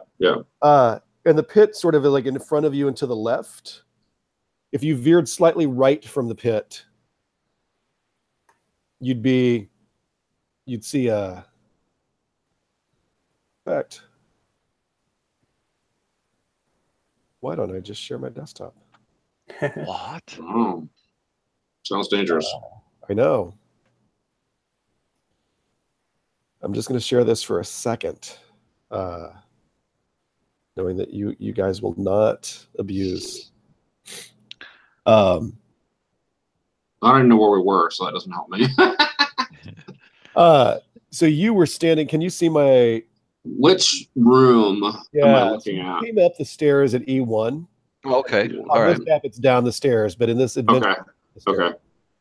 Oh, I see. The pit is that like shaded thing. Is that what? Like E5? Is that where they are right now? E5 sort of. No, E5 is at the top of those stairs you're looking at now. The pit is that drop in front of E4. In front of just a little past E4. Just a little. Oh, okay. All right. The cross hatching. So yeah, where you see the cross hatching, you can tell this is a Dyson map from the quality cross. Very nice. The insane quality of the cross hatching. So you came in at E1. You had the fight right around those three starred areas. Yeah. Classical maps notate statues. And then you ran off towards the left from there, Bailey. Yeah. And got to the edge of this pit with that one statue by it right there. I don't know what you're pointing at, but oh, sorry. I can see what I'm pointing at. Also, Google Docs does not have these wonderful little like quick markup tools that I can just add to images. So yeah, gotcha. All right, so I'm going to actually do this. I will undo it in just a second. You are. Oh yeah, that's a good idea. If I can. Very light fog of war. Very light. Yes. Yeah. Kind of a mist of war. It's a hint of war, really. Well, like the light drizzle of war. So you're kind of right there. Yeah, that's what I figured. Cool. All right. Well, clearly I have to follow you guys. So that body that that Bill crushed almost in half, it was wearing some rags, right? Some clothes. No, they're all naked. All They're of them naked. naked. Did you just make that up just now? I said it earlier. All right, fine. God damn it. All right. Oh, no, I wish I had my blue turban. Can we still hear the whispers? You do not hear the whisper right this second. Okay. All right. Well, I'm going to carefully make my way over towards the group. I'm gonna head for the stairs.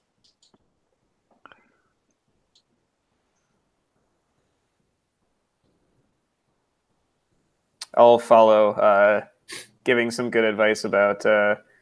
I would not go into the pit. I lost. You start to head towards the stairs, Bailey, and you hear somebody there coming from somewhere down in the pit. Like I said, it all right. goes pretty steeply Yeah. as it goes in, so it's hard to tell how deep it is. All right. I need to look at my equipment. Hold on. I think what I want to do. I don't have a rope. What I was going to do is lower my lantern into the pit. Oh, which I will do just with my arm, I guess, because I don't have rope. Does somebody else have rope? Yes. Let's see who has rope. I have. Oh yeah. Who has rope? Bill has rope. Nice. Good job, Bill. I don't think Bill's gonna right away grok that you need his rope though. Well, I'm gonna lower it down with Sans rope first, and then if I don't see anything, then I'll get the rope from you. I mean, rope is usually worn on the outside of a pack, so. Mm-hmm. But I'm a pickpocket. I travel light. I don't have rope. Right. You don't see anything really just by holding it down, but you do get a sense that it's not as deep as it might appear. That once it sort of slopes, there's not a long drop after the slope. Maybe 20, 30 feet. Okay.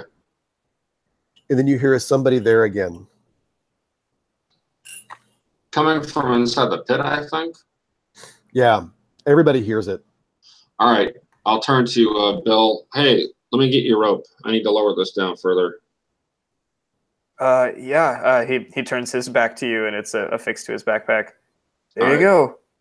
All right. So I'll tie. I assume the lantern has some kind of handle on it. So I'll tie the rope around the handle and then lower it down.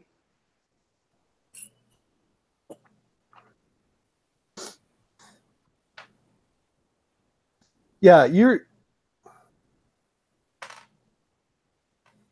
it's really only, there's like 10 feet of kind of slope as it narrows, and then maybe a 10-foot drop to the base before you feel the rope start to give as you hit the bottom of whatever this pit is, and it's Okay. dry. It's dry.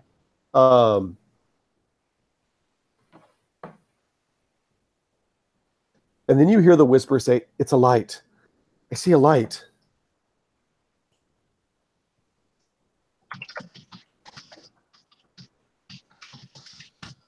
Do I think I could get in there? Like, do I think I would fit down this pit thing? Like, is it wide enough for me to go down there? Yeah, I mean, like it looks like as it narrows, wherever it narrows to, you'd have to sort of go one by one. Okay. But, you could all kind of climb down there if you secured the rope up here. You might even be able to climb sort of with this slope. You might even be able to slide, catch yourself, and then drop. I have some iron spikes that I could drive into the ground at the back of my axe and affix the rope to it. Nice.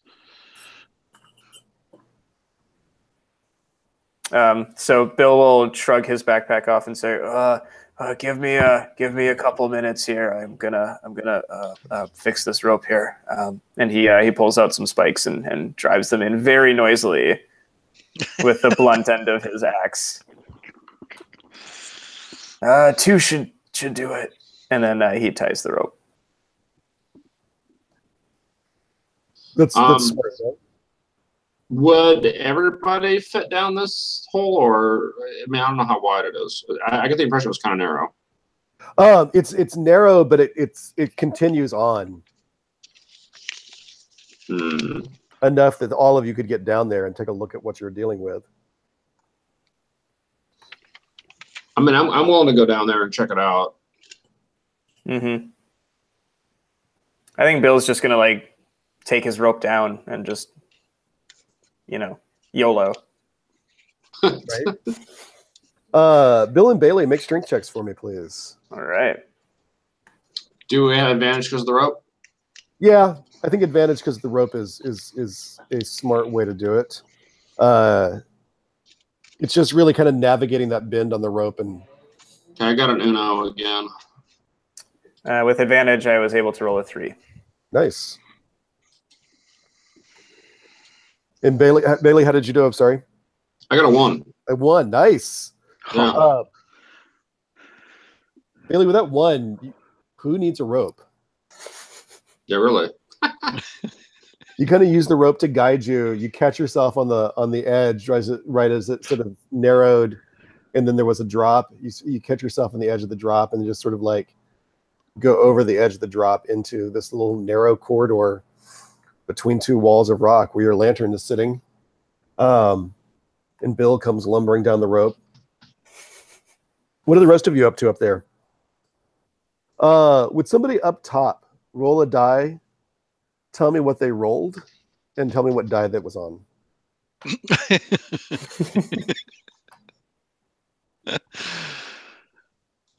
Just one. Someone lucky should roll. Which one of you guys feels lucky tonight?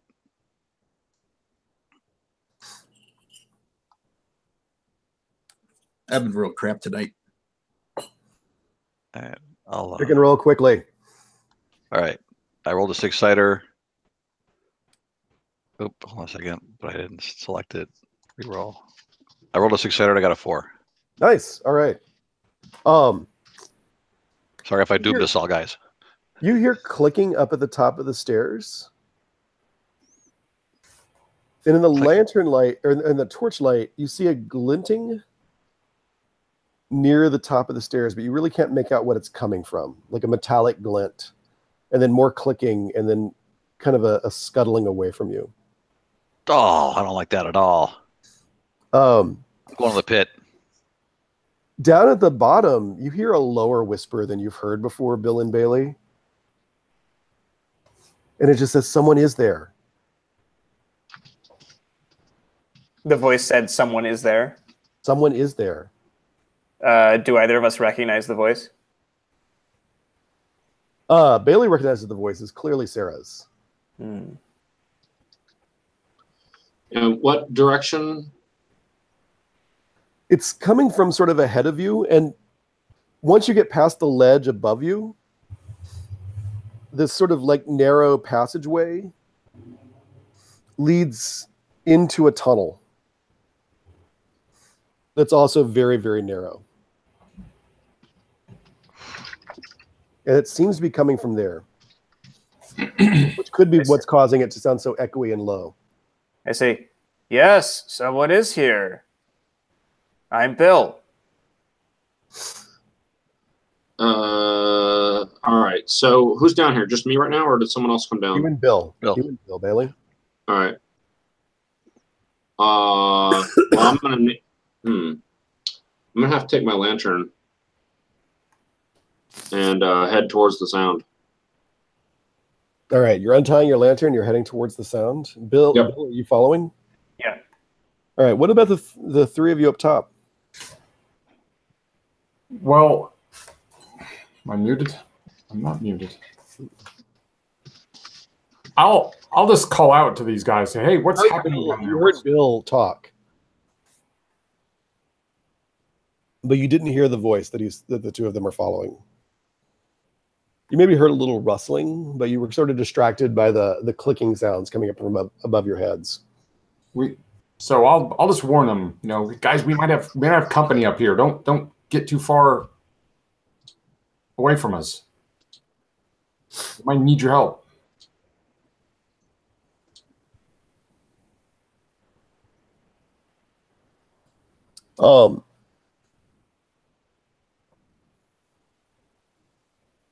The three of you up top, you start to hear you've heard these little clicking sounds, and now you heard a loud, for lack of a better phrase, let's call it a clinking sound. All right. It's slower than the clicking sounds. The clicking sounds have not stopped, though. I'm gonna nope right out and start taking that pegged rope down to the bottom of the pit. Make a strength check. You have advantage because you have the rope. Okay.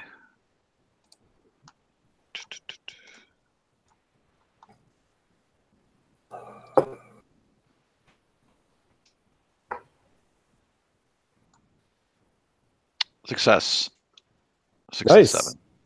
Yeah, you come down. You see them sort of heading off towards the tunnel that I just described. Minoso and Asarash. Asarash, I think we should follow suit and head down. So climb down. You understand that if we do that, whatever's up here can just pull up the rope, and then we will all be trapped. Right. Good thinking. Well, how far down does that does the pit go? About 20 feet. There's 10 feet of slope and then a 10-foot drop. However, I think a couple of us had ropes, if I remember correctly. So surely we could find our way back up if that happened. Unless you think otherwise. If you want to go down real quickly, I'll untie the rope and just make my way down carefully without it. No, I won't leave you behind. I'll stand by here and safeguard the rope with you then. Well, no. I'm saying if you want to go down the rope right now, I'll undo it and follow you right away, and then. I see. Very good then. We won't have to leave the rope, and we can climb back out of here hopefully on our return trip. All right. Guess we'll see. I climb pretty well. Well, me not so much, but we'll give it a whirl. I'm okay. I'll climb down the rope. All right. Asarash, what are you doing? As soon as he's down, I'm going to untie the rope from the spikes that Bill drove into the ground here and just climb down myself. Without the rope? Without the rope, but hey, I'm all skilled like that. All right.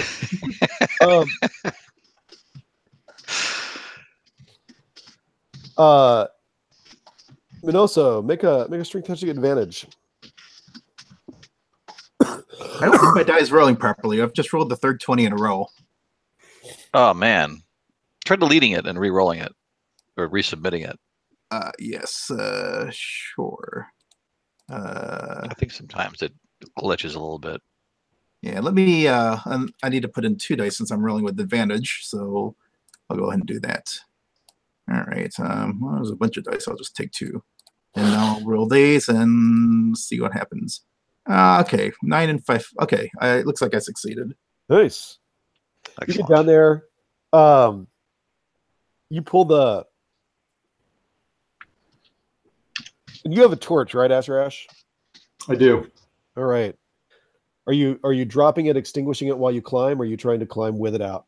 No, I'll drop an extinguisher while I climb so I can be sure not to fall to my. Well, not fall to my death. I'm 4th level and everything, but fall to my. Fall to my detriment. Right. Asser, I'd like you to start by making. I'm going to have you not make a strength check at advantage. I'm going to have you make 2 different strength checks. Or I'm going to have you make a strength check followed by a dexterity check. Sorry. Okay. So the reason I said I was all skilled like that and stuff is because I do get advantage on checks to climb. Right. Right on. So first, strength check. Well, once more, I'm not sure exactly what I did here. Oh, I see what I did. I did nothing. I passed the strength check, and I passed the dexterity check thanks to the fact that when I went up to 4th level, my dexterity went up. So pass Nice. them both.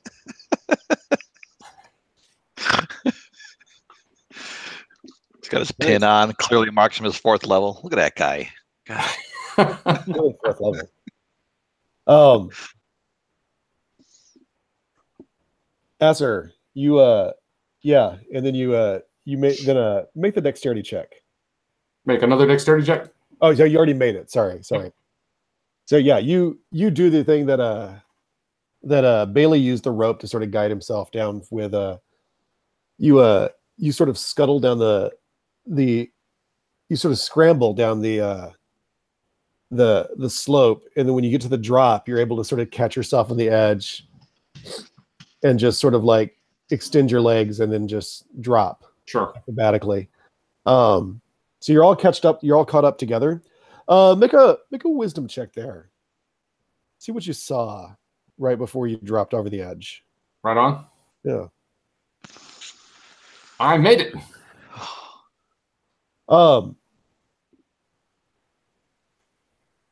You've not seen one of these things before, but it looks like an oven that loads from the top, and it's on fire. What the hell? It's got a fire in it. It looks like an oven, but instead of loading from the side, it loads from the top. It's on, so smoke and flames are coming out of the top of it, and it was moving around on legs. It's more of this magical business, like before, except this one's fire instead of air. This is no good. Oof.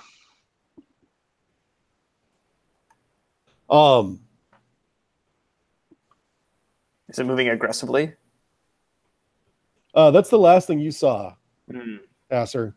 I'm gonna go with the theory that animatronic fire-filled top-loading ovens only move aggressively. They do not move in a non-aggressive fashion ever.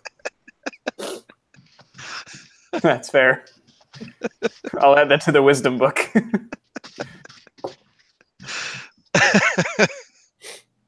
Bailey, you don't see Sarah anywhere, but you're moving into that tunnel. And you hear her say, I see the light. I see the light. Okay, I'll keep going. Do I hear any of this other stuff? I probably can't hear any of the other stuff that's happening, right? You hear them come down and join you guys and start following along behind you. But right now, you're the only source of light, unless people are lighting new torches. Actually, I'd like everybody who has a source of light to roll their light supply die. Oh, yes. I should have been doing that all along. In fact, I'll have you roll it twice. That's a D6, right? It's a D6. Now, is mine different since it's a lantern? No, that's just burning the oil. Oh, okay. I got a 4 on mine. Oops. You're good. Your torch is still lit. Cool. Maybe because you've been lighting it on and off again. Yeah. So if you roll under it, you're good, right? You're just looking for the numbers 1 and 2. Oh, I rolled 2. Yeah. So your supply of D6 oil steps down to a D4.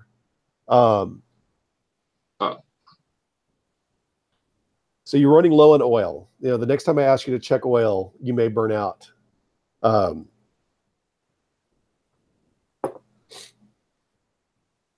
Who else had a torch that they were lighting? I did, but I passed. Okay. All right. So the torches are still going. The lantern's getting a little low on oil.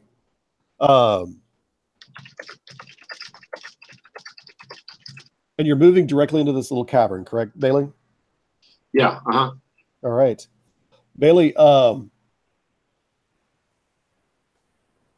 surely inside the cavern, maybe like 10 feet, there's a little set of stairs, very, very narrow, The cavern doesn't seem to widen out.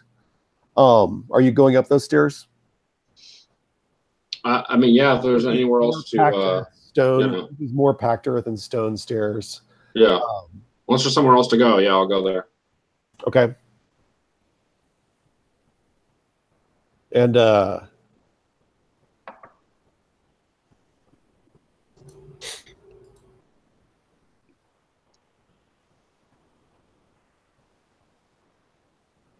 and you hear the whispering, just going, someone's coming, someone's coming. And Bailey, you're right there in front. We're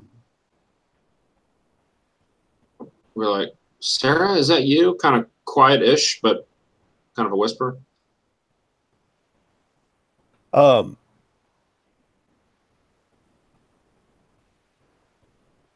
you hear clicking, like metal hitting a hard surface, clicking.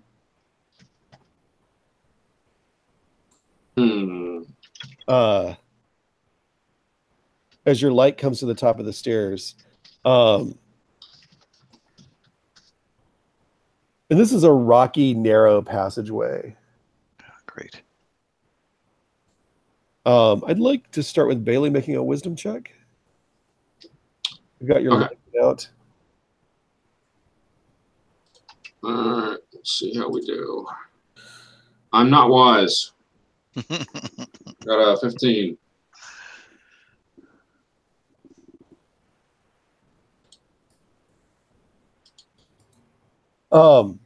You heard like a sound like scuttling, and this passageway is empty now. I mean, there's rocks and things, but don't look large enough to like hide a human. Hmm.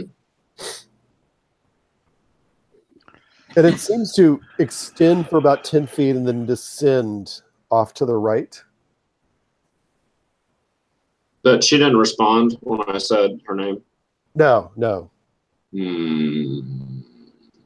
Well, I'm going to continue on because I rolled like crap. I will keep going. She's got to be down there. I'm right behind you, ever vigilant and helpful. And Bill, you've got a torch out, right? I do. Nice. Bill, make a wisdom check. Great.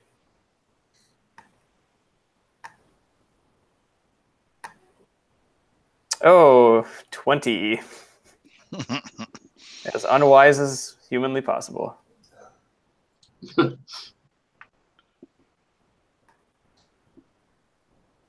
Bill, I need you to make a Constitution check.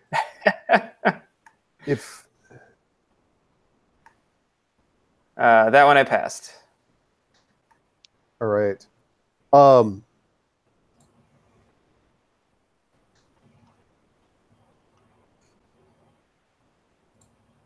Roll a d4. Sure.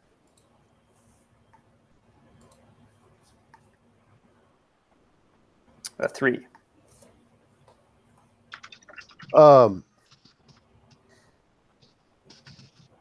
Bill, Yep. A vial of some sort comes rolling off one of the rocks above you in this narrow corridor. Okay.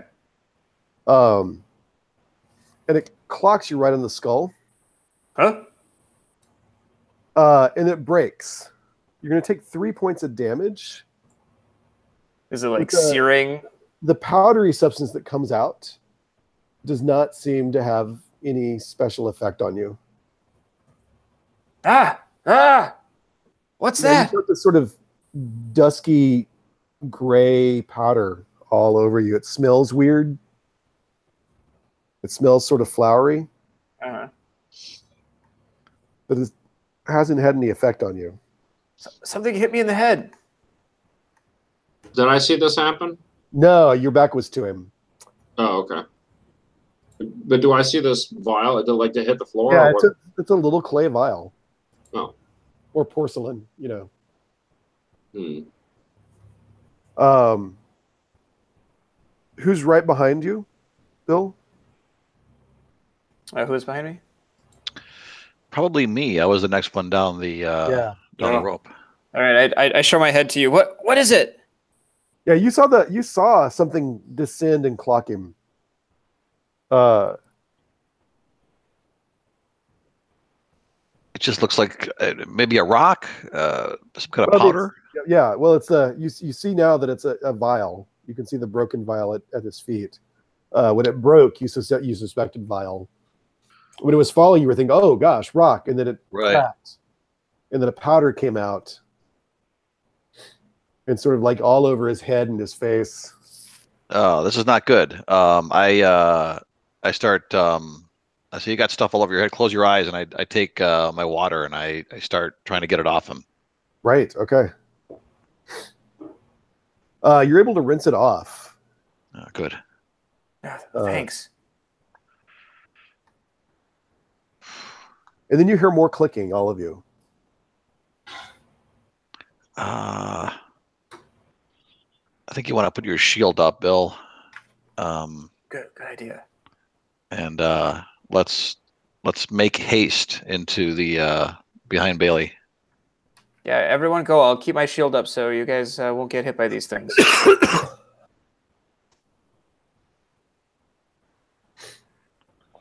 I will continue forward.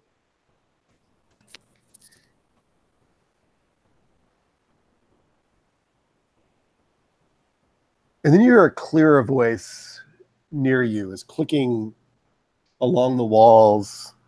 And then you hear, "Someone's here. Someone's here. Someone's here." And all of you hear this. In the same voice. Yeah. Okay.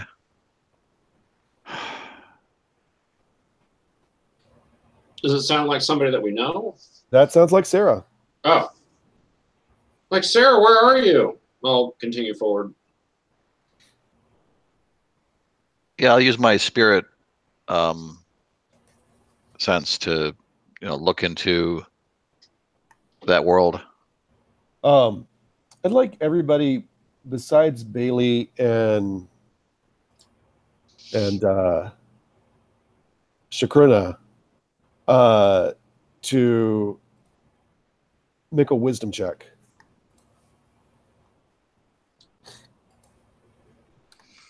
I succeeded my check. I missed mine. I missed mine. You missed yours? Yeah.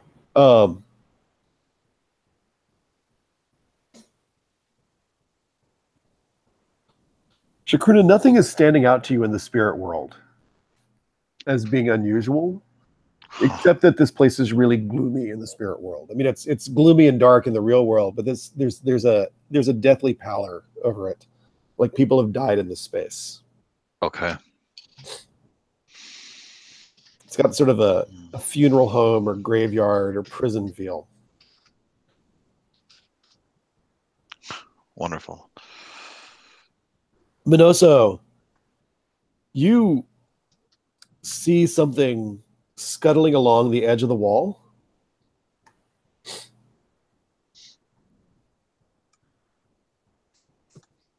And you can't make it out in the torchlight. It's really hard to distinguish what it is, but it's definitely moving. And that's where the voice seems to be coming from, as it's moving to try to like dodge around Bailey's lantern light. I'll point that out to everyone. See, the crawler's up. There's another crawler up there.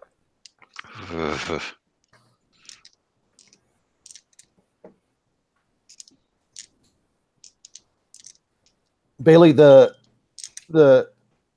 tunnel goes to another set of stairs that go down, and they veer off to the right. Are you continuing? Yeah. All right. Definitely. You go down about as far as, maybe roughly as far as you went up.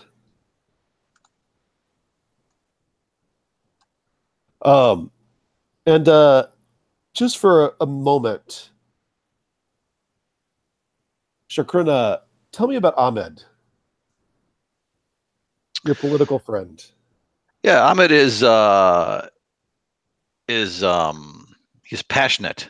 You know, Uh-huh. he actually has a pretty good life as the son of this profitable merchant, but he believes intensely in his politics, and that you know, the way things are right now in the city have to be changed.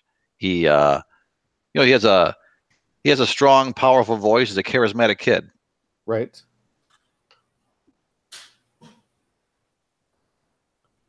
Um,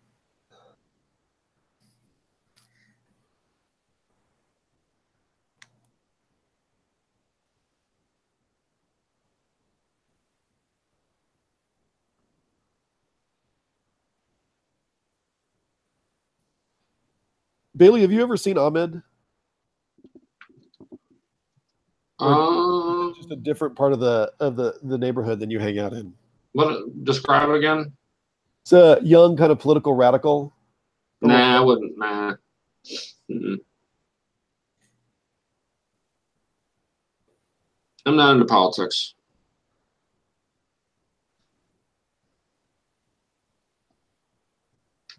Are you into mind expanding drugs? Because he's also like good at that. Mind expanding drugs.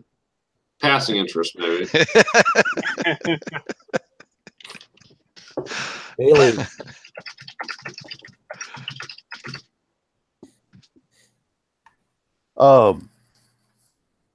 Bailey, you get down to the bottom of the stairs.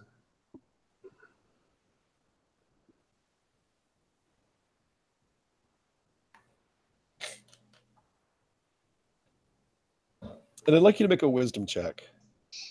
All right.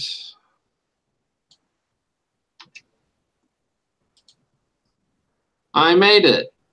Yeah. You realize that Sarah's voice was coming from behind you. But as you get to the bottom of the stairs, your lantern kind of exposes a larger open area. To the far end of it, from where you are, there's kind of a ledge that goes upward. There's some sort of ledge above that spot. Okay. Your light. But standing around this spot right here are several moderately nicely dressed, kind of merchant dressed or shopkeeper dressed people, and you realize they're all the same person. And there's like 5 of them. What the hell? Bill, you see this almost as soon as you come down. And they're just sort of standing with their chins dropped under their chest. One of them sitting, but the others are just sort of slouched against the wall or just standing with their chins down.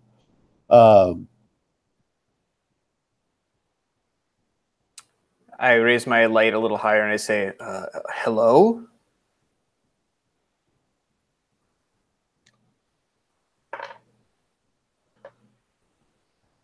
The one that's just standing there with its chin down just sort of raises its chin and pivots its head to look at you, Bill. Mm-hmm. Who are you?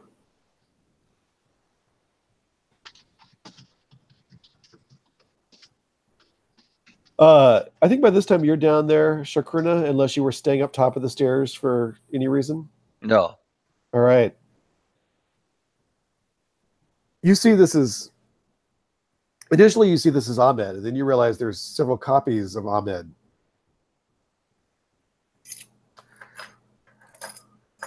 Doppelgangers, maybe. And he gives Ahmed's full name, and he starts to move towards you, Bill. He says, I am a servant of the Overlord. Who are you? I'm Bill. I chop the wood. Why are there so many of you? Bill, make a charisma roll. Also a towering stat of mine. I miss. If you would like to employ kindness and duty to roll an advantage. Sure. You know. Oh, I hit now. Oh, look at that. I'll You find are- this little duty. You are sweet-natured and earnest, and I feel like that Right. fits into kindness and duty.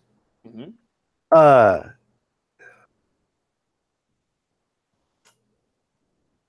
Well, Bill, I see you've been misled by people who are not so fond of the Overlord as I would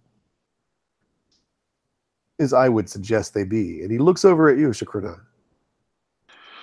Is Oh, everybody that's else just sort of following along?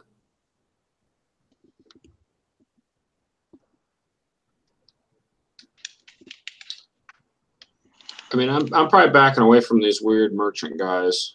I don't know if they're human or not, but I'm gonna cast sleep.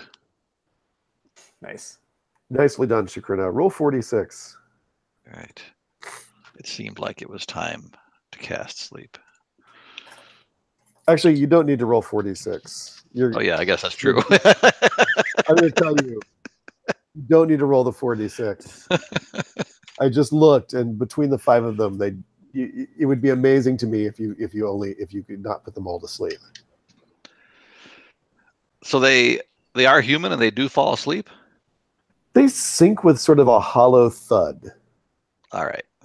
I start, checking them out, trying to figure out what the hell's going on. Do you guys all see 5 of Ahmed? Are they all seeing 5 of Ahmed? Yeah, everybody sees that. All right. Why is there 5 of him? These are all hollow clay figurines. I'm losing my mind.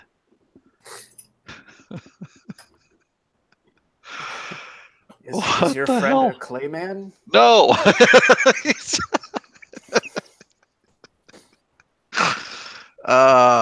This is unnatural and weird. All right, I'm gonna break these things while they're asleep. Yeah, they're not waking up. You can just kind of clock their heads in. And then I will take their boots. Sweet revenge. I just rolled the die of fate to see if you and Ahmed have the same boot size. You get terrible, painful wearing the wrong size of shoe for a period of time. That would have been terrible. Yeah. And you got a 4 on the die of fate, so you're good. You're good. Excellent. You're within a half size of each other. Excellent. I like bowling shoes.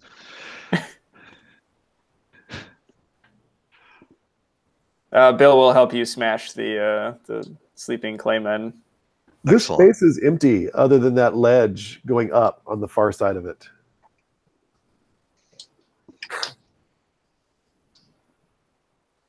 So they were a trap of some kind. They tried to lure us in here for some reason. They succeeded in luring. Yes. That's true. It seems odd that somebody would put a trap here just to lure you in. Right. What is going on here? There's sorcery at work behind all of this. Black sorcery. That's the darkest kind. Yes, it is. Sorcery isn't good or bad. It just depends on the person using it. I mean, if they have mental problems, sure, it's going to be bad sorcery. We'll talk about this later on. You can see his eyes rolling as you're like lolling. Mm-hmm. Well, we gotta get out of here, right? There's no reason to stay. Right. Yeah. What's our path out? Oh, you can go back the way you came, or you can go forward and climb that ledge. It doesn't look very high. Let's climb the ledge. Let me go All right. first in case those There is a small light. pot thrower guys are up there.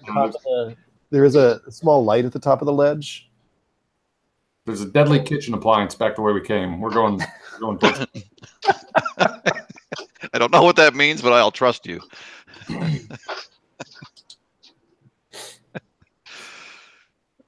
All right, I'm gonna hold my shield aloft in case more of those vials get thrown, and I'm gonna head out first. Yeah, there's a light up there. It might not be a friendly light. It's about an 8-foot ledge. Bill, make a strength check at disadvantage because you're holding a shield over your head while trying. Right. All right. So 6 and 20. I fail. Oof. Yeah, you get a little bit up. You make some noise. You stumble back down, and then you're able to kind of scramble up. Who's coming up after him? I will. Sounds I'll good. lower a length of rope in case anybody else needs it to climb up. Oh, wait. You're at the top. Okay. So Okay. anybody else scrambling before the rope goes up? Yes. And that is Asser? Yep. All right. Make that roll. I'll climb up. Yes, easily.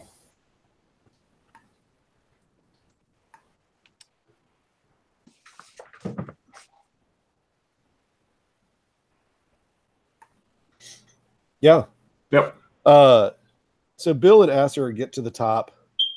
Bill, after some stumbling, and Bill, you're planning to turn around and immediately like plant a spike in the ground and relower your rope because you retrieve the rope thanks to Asher. And you notice you're kind of coming up into like a room with sconces in the walls, so that have torches, and the torches are lit. And it's it's almost like somebody built this room just to sort of mesh with the cave, so they can sort of keep things down in that pit to study or for some other reason, or observe or whatever.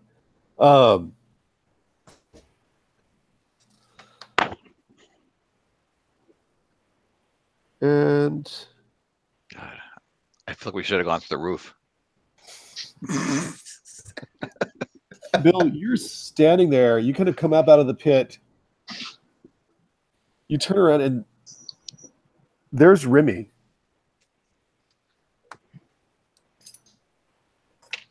And he's my master carpenter friend. Yeah. And he's just watching you, sitting on the floor, looking like he's about to lunge forward at you. You also see the Asser. Master Remy, you're here. Make a strength check, Asser. Alrighty. Oh, not Asser. Sorry, Bill. Apologies. No worries. Let's do it. All right. I passed.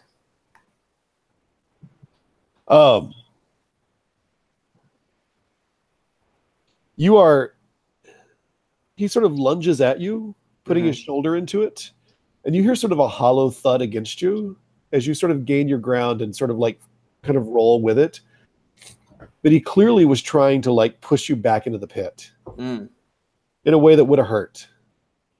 I kind of hold my ground. Master, what are you doing? Does he feel like he's like a hollow clay thing? Like a wisdom check. All right.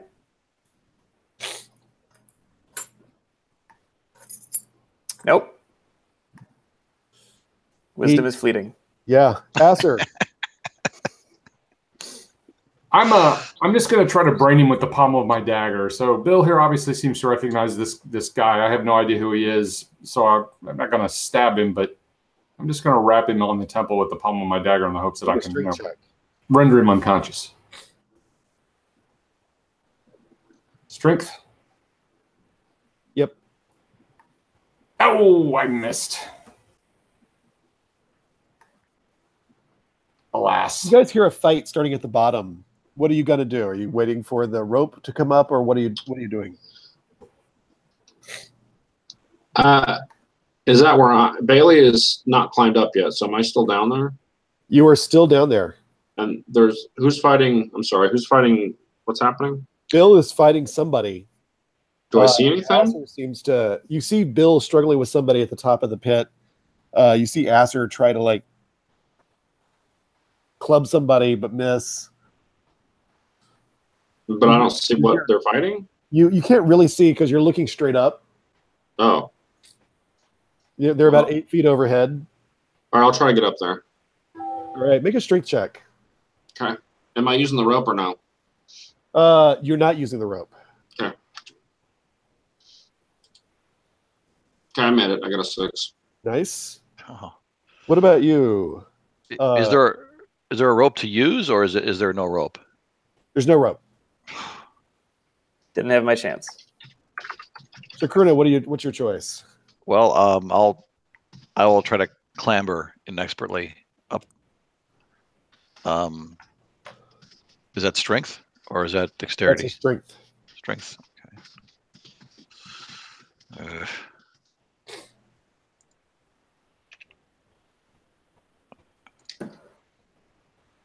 2. I made it. 2. Nice. Nice. Well, you know what? I will also roll here to see if I kept that spell. Oh, nice. Thank you. And I did not. Jesus. You've got spell slots to burn. That's true. And remember, it's not about the spell; it's about the spell slot. Right. The spells you have memorized are still memorized. Cool. Minoso, Yes. are you going up? Or are you doing something else? I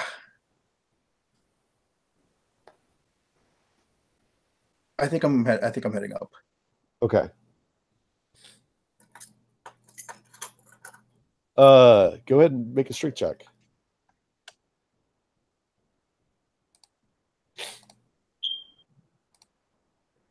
And that's a success. Cool.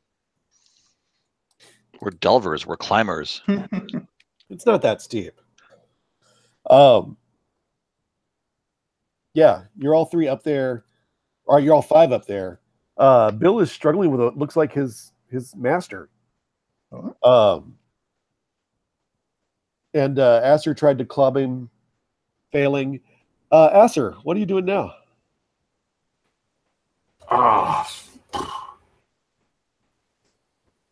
He's not armed? No. I'll say, look, you're hopelessly outnumbered. Please. He's not responding to you. He's not a real boy. Any more than he was responding to Bill. All right. This just isn't right. This isn't real. This is wrong. I'm just gonna I'm gonna do the same thing that he was trying to do to Bill. I'm just gonna try to lay hands on him and heave him over the side here, over Good idea. Yeah. over the ledge. Make a strength check. Can I assist him with that? Sure. How does that work? He'll just make it an advantage. Oh, perfect. Yeah. Yeah, sure thing. He falls to the bottom, and in the light of your torches and lantern, you see his body just sort of break. Because we're already know the lantern oil is low. Why don't you go and check that lantern oil again by rolling a d4 there, Bailey? It's a 1 or 2. Okay. I got a 1. The lantern burns out. I mean, you are in a space filled with torches right now. And then those of you who have torches, check your torches. Just roll the d6 and tell me if you get a 1 or 2. All right. I got a 1. Oh, you have a d4 torch. It's starting to burn down. Mm-hmm. I assume you climbed holding it in your teeth. Wow. I'm that strong. I got a 3. A 3. Yeah, you're good. Your torch is holding up pretty well. There's a door out of this room to your right. Do we see anything else in this room, or was he just basically standing in an empty room? Shackles on the wall, but there's no. Do we see any of those vials that he that were tossed down? Make a wisdom check. Wisdom check. Yeah. Made it. Tell me if you 5. don't make it. I made it as well. Everybody rolling this? Yep. Everybody, please.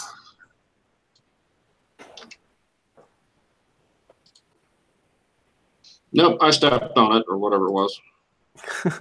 And I succeeded. Good. You hear the scuttling go by, and you hear Sarah's voice go, "Oh, they're very violent." Did anybody else besides Bailey not succeed? I don't think so. Okay. Bailey, make a Constitution saving throw. Where's my con? That's pretty good. No, it's not. All right.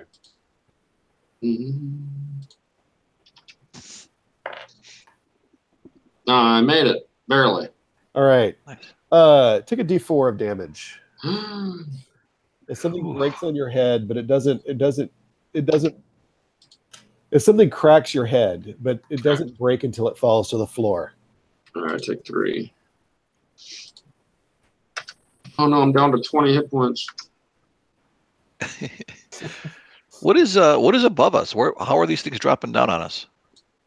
It's hard. It's a high ceiling. And all of you made that. You see 2 what look like to you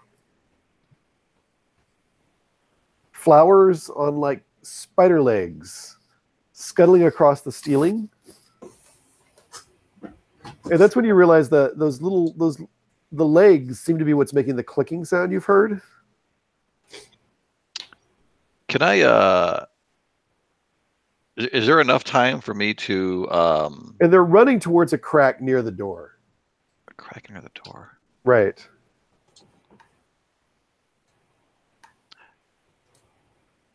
I hate to waste a spell on them if they're just. You doubt this would be a thing that could fall asleep. Yeah, I was thinking about something more missly. Yeah. Same wavelength. Is there any chance of intercepting them before they get there? Of intercepting them before they get there. You could try to dash and make a dexterity check. All right. I'm not the fastest man, but I will give it a shot. All of you see this. So go. 6. I made it. Nice. Normally, what's your dexterity? 13. 13. I would normally have you add something to that, but you made it pretty well. So yeah, you grab one of them by their sort of metallic feeling legs. The other one ducks through the hole just as you surge forward and try to grab one. And it's twitching violently in your, and there's some sort of like ball or eyeball in the middle, and there's like legs coming out from around it, and then there's the petals of like the lotus. I'm gonna run up and try to smash it while he is holding it. I could be convinced or stopped, but that's my instinct. I want to talk to it. So I'm gonna run up and I'm gonna wind up, and before I act. Wait, Bill. What? Hold on. We need to figure out what's happening here. This could get us on the right track. I'm gonna get Right. I'm gonna choke up on it, so I got a nice two-handed grip on this abomination that I'm holding, and I'm gonna. I don't know. What do we ask it? What are you? What is your purpose? Bailey, there's something freakishly familiar about this eye in the middle of the flower, scuttling around on spidery legs made of metal. Why do I think it's familiar? Like, and then what did you ask it? I asked it what it was, what its purpose was. You hear Sarah's voice, Bailey, say, "What's your purpose?" let go of me. Is only Billy hearing this? No, everybody's hearing it. Everybody's hearing this. Okay. That's weird. I should have smashed it. Yeah. I think go ahead. Yeah? Well, don't. Where's the real Sarah? Sakura. You're not the real Sarah. Where's the real Sarah? I'm real. All right. Is this coming from this eye? Is this where this Yes. sound? Oh, all right. I'm tired of this. I'll throw a knife at it. All right. I've suspended my disbelief long enough. I'm like, listen, this is bullshit. I'm throwing a knife at it. So can't deal with this anymore. So I will hurl my knife. And You don't have to hurl it. You can just stab it. I'm holding on to it. But hurling it looks cooler. Yeah, it looks cooler, and my dex is way better than my strength. So I take Good move. Good move. three steps back and throw a knife at it. So anyway, I hit. So I assume a 10 is good. The 10? Yes, that you're right. Don't need to roll your damage. Okay. You hit it well, and the light in this eye goes out. Oh, The hell was that thing? I don't even know. Is it a machine? Like I try to pull it apart a little bit. Is it like a clockwork device? It's a gooey eye now, Oh, surrounded by kind of a wired silk lotus petal.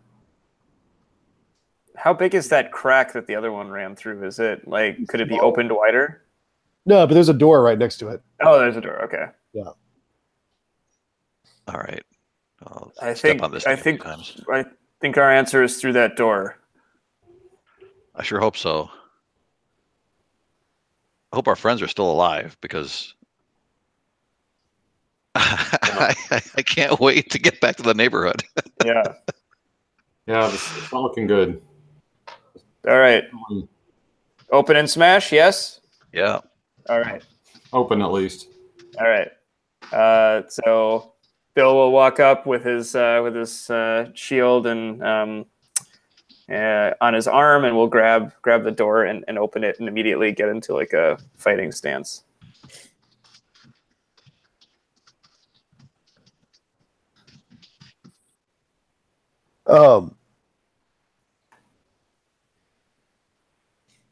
At the top, you're at the bottom of a set of stairs. It kind of curves, but at the top you hear loud clanking.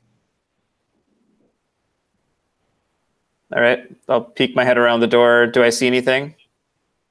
No, I mean you're at the bottom of a set of stairs. Okay. Cool. All right. I'm gonna start walking up the stairs. Everybody following Bill? Yeah. Who's, Hut. who's in the rear?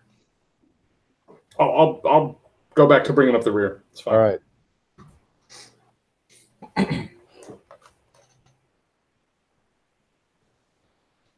And I'm not being that stealthy or careful. I'm just making my way, marching up the stairs.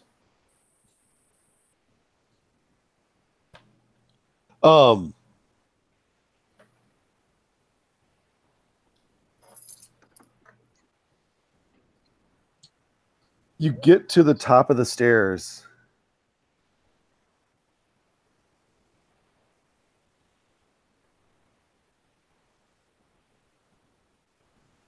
And the first thing you see, Bill,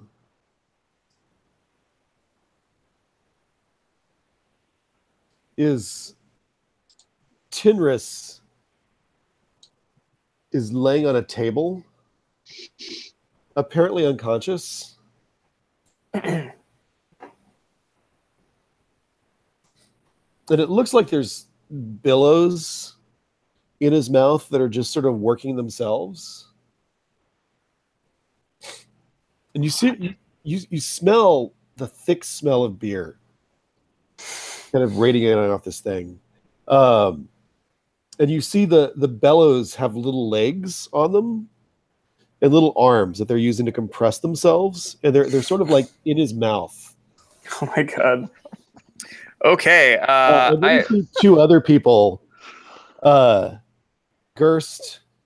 You see Gerst still wearing the the robes of the temple. What did Gerst get arrested for? Minora? I think he got arrested for. Oh, so sorry. Oh, right, that's fine.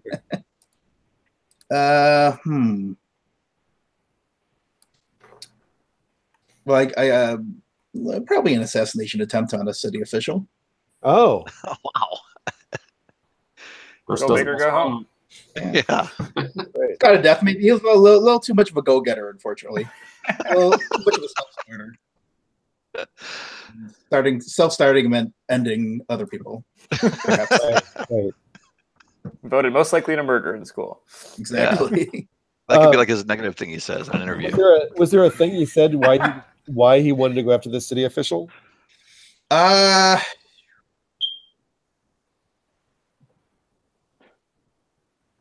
think it was I'm gonna go ahead and say it was a jealous lover thing.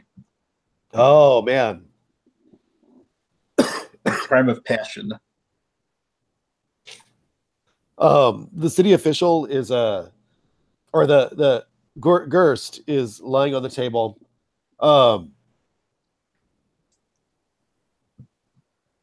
There's several things that look like small blades with legs. Oh boy. Kind of walking up to him, or kind of like climbing over him.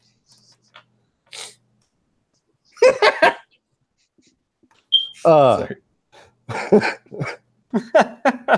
Every week, that week, just quit sniffing glue. That's what I say. My God. And there's a goblin on that table. Remind me about Skew the Goblin. What do we know about him, Master? He is a dock worker. He's got blue skin. Right. He's got some tattoos. Oh, right. Yeah.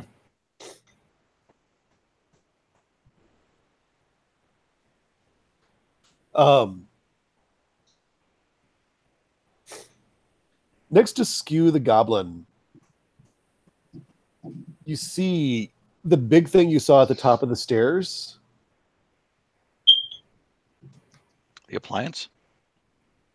The oven? The big oven with metallic legs. And it's got Skew in its arms. And it looks like it's about to drop him in. Wow. Let us roll initiative. Let us. Let us indeed. No good. Oh, God. Fail. Success. No surprise. I'm so horrified. Oh, I failed big time.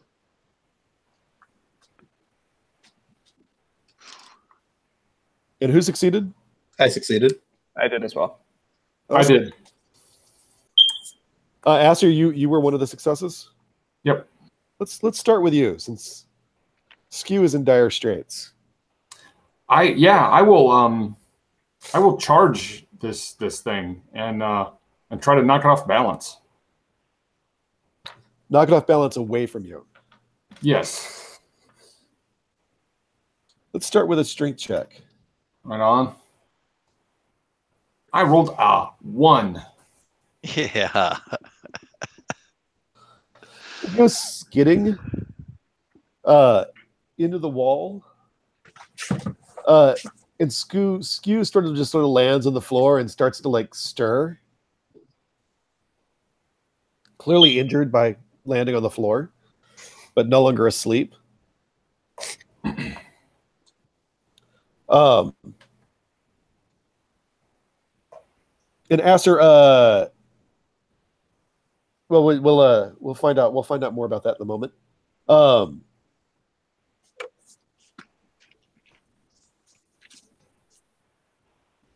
it's sort of like it's wedged itself into the wall really hard. Aster, roll your damage. My just regular damage? Regular damage. Alrighty. And we'll double it. I like that even better. You want me to roll 2 dice then? Yes, I would love you to.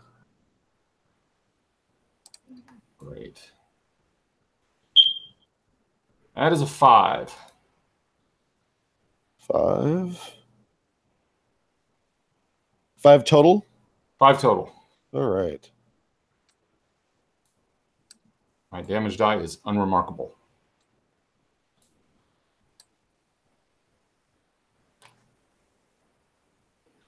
Bill.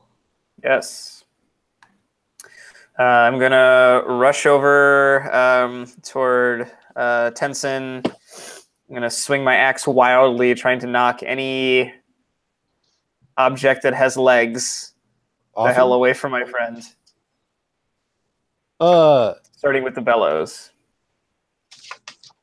Gonna make a wild sweeping blow. The risk is that you may club him. Right. But you're not good at assessing risk. That's true. Risk is roll a strength check. Sounds good. 16, just made it. Just made it. Nice. You knocked the bellows off the table. Mm-hmm.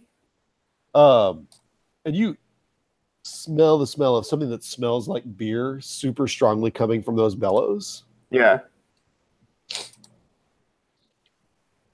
Is there any? Are there any other objects that are doing anything strange to my friend? Not that you see right this moment. Okay, I'm gonna try to get Tenson's attention, like kind of like pat him on the face, like Tenson. Nice. Tenson, are you okay? Minoso. Mm-hmm. You were also succeeded at correct? That's right. Minoso, what are you doing? So I see Gerst lying on the table slab thing, and then a bunch of crawly knives are walking towards it. I'm gonna run up and try to do this kind of like just do a broad sweep just to clear all those knife things away.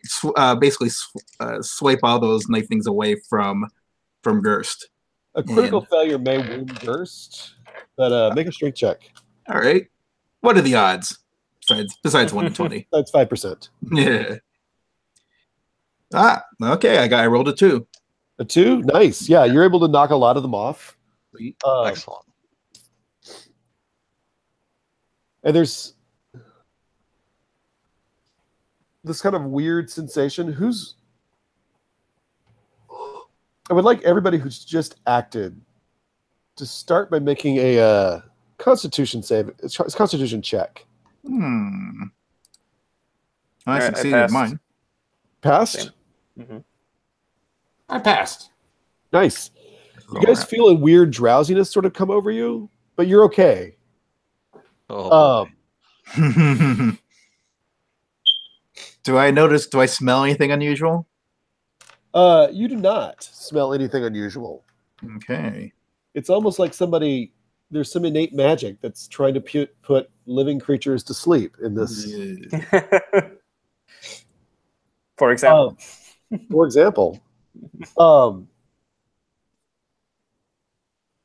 Let's go over to the big oven that Acer has been dreading this entire time. As it rights itself and turns to face him. Slowly it turns, step by step. Oh, man.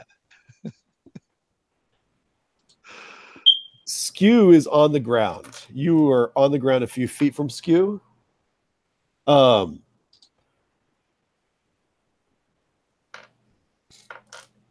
you see this thing sort of like keep its legs underneath it and go sort of like pushing off into the air as if it intends to come down on top of you with its burning hot body. Not the context I thought I would use the words burning hot body. You'd be surprised how often I hear that exact phrase. I'll roll, frantically and rapidly to one side to avoid being crushed and/or incinerated. Okay, dexterity check there.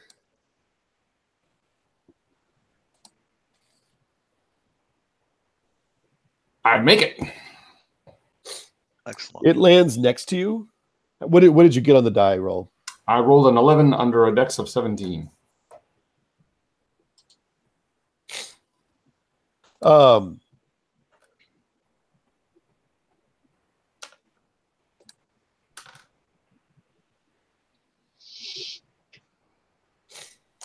its two arms come sweeping out towards you. I'd like you to make a strength check. Oh. I rolled a 3. Nice. Yeah, you are able to sort of like pull them off of you. Skew is still looking really groggy and disoriented. Clearly has hit his head. Wake up, buddy.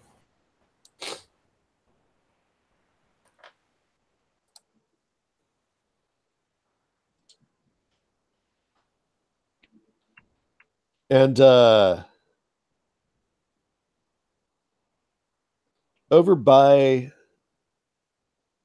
Tinson, the bellows sort of switch themselves. You see something rotate. And then they swell, and the arms reach out to compress them. They're pointed straight at your head, Bill. I need you to make a dexterity check to get away from them. All right. In time. Success. All right. Can I try to grab them? On your turn.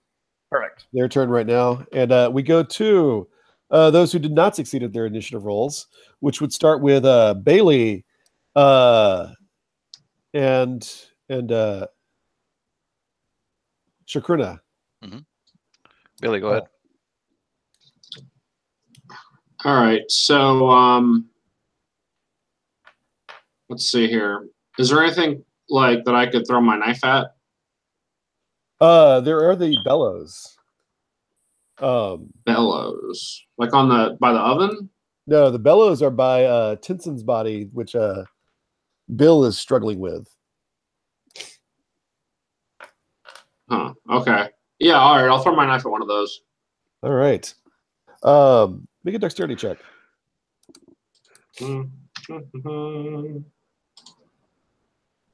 No, but I will spend 3 of my pluck to make it a success. Oh, nice. Well done. So I have 4, so I might as well use them.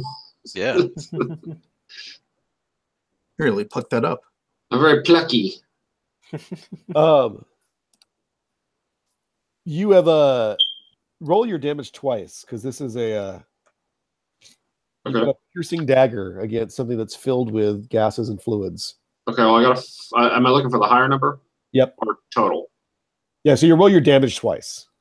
Okay, but am I looking for a total? Actually, yeah, you'll just add total. Okay, I got 9. 9? Yeah. Or it could be a 10. Wow, man, I got 1 more pluck, so. Oh, yeah. You can certainly add it here. All right, we'll do it. 10. Your dagger sticks into it and starts sort of foaming and jettisoning like green and pink colored fluid around it. Ew. As it's kind of turning around.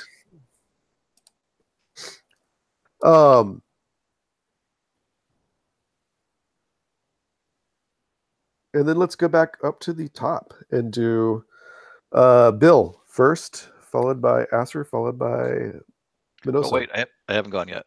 Oh, sorry. That's all right. To be clear, only 3 of the hostages or of the captives are in here, right? That's too bad. Okay. So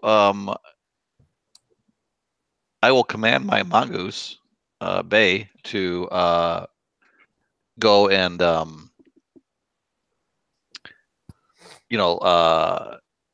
assist the captives, like get things out of their mouths, wake the goblin up, stuff that.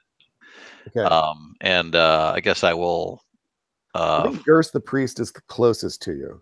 Okay, then that's what was the first one Bill saw. Yeah.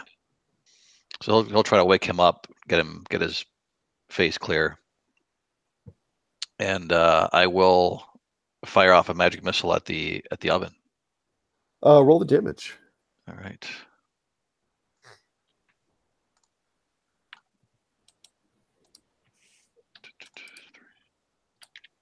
Come on. 6 points of damage.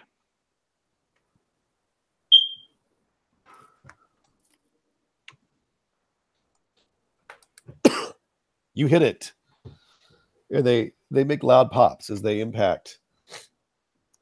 You hear lots of little screeches and clicks as the smaller things and implements start running away. Kind of a door opposite you. There's a door that clearly leads back towards the staircase where you saw them. Previous staircase you'd seen, Asser. That seems to be the layout you're looking at. And then there's a door that leads somewhere else, kind of further into whatever this compound or complex is. Maybe it's up to the tower. Who knows? That's the direction that the little things are going.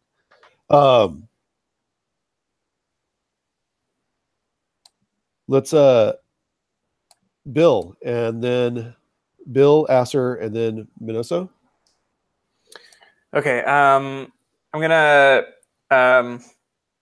rush toward the bellows and try to pick it up by one of the handles, and then I'm going to book it over to the oven and try to drop the bellows into the fiery opening.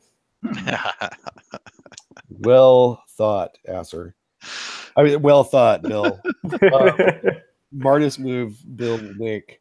Yeah, that's the peak right there. Make a strength check to start. All right. See if you can grab it. All right. I did it. No, I'd like you to make a second strength check to see if you can dunk it. Dunked.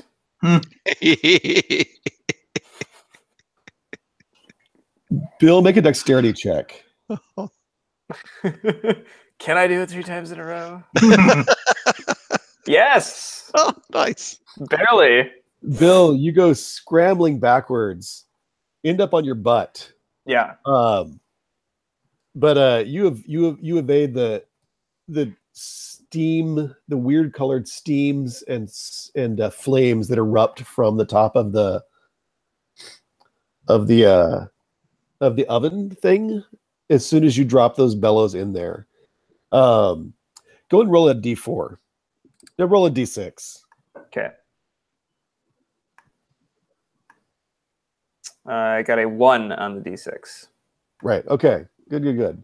That's, you take a little bit. That's just, you get splashed by a little bit of burning liquid, but that's about it. You don't get, you're not in the jet of steam and flame. Gotcha. I kind of shake it off and I say, "You're not supposed to move."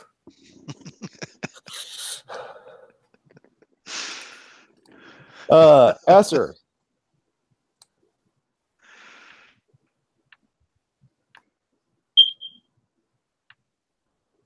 Asser, you're muted. Yeah. What does the oven thing do when this happens? I mean, this not much besides keep its focus on you.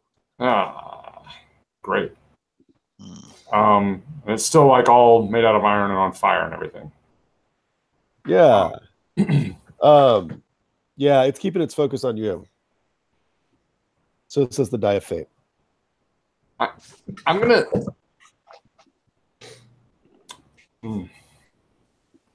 We're closer to the ledge. I'd try to lure it into charging me. The ledge is down like a set of stairs, and yeah. We're way away from that at this point. I really don't want to come to grips with this thing. Down the stairs wouldn't be a bad idea. I want some big axe-wielding man-child to crush it with his axe. But where are we gonna find one of those? I'm gonna. You have to rescue Skew as well. Right. Yeah. So actually, I think that's what I need to do is I'm gonna try to get between. I'm trying to circle this thing. Stay in my fighting crouch and try to circle around and get between this thing and Skew, and just sort of shield him from whatever evil intentions. For me. Yeah, that's great.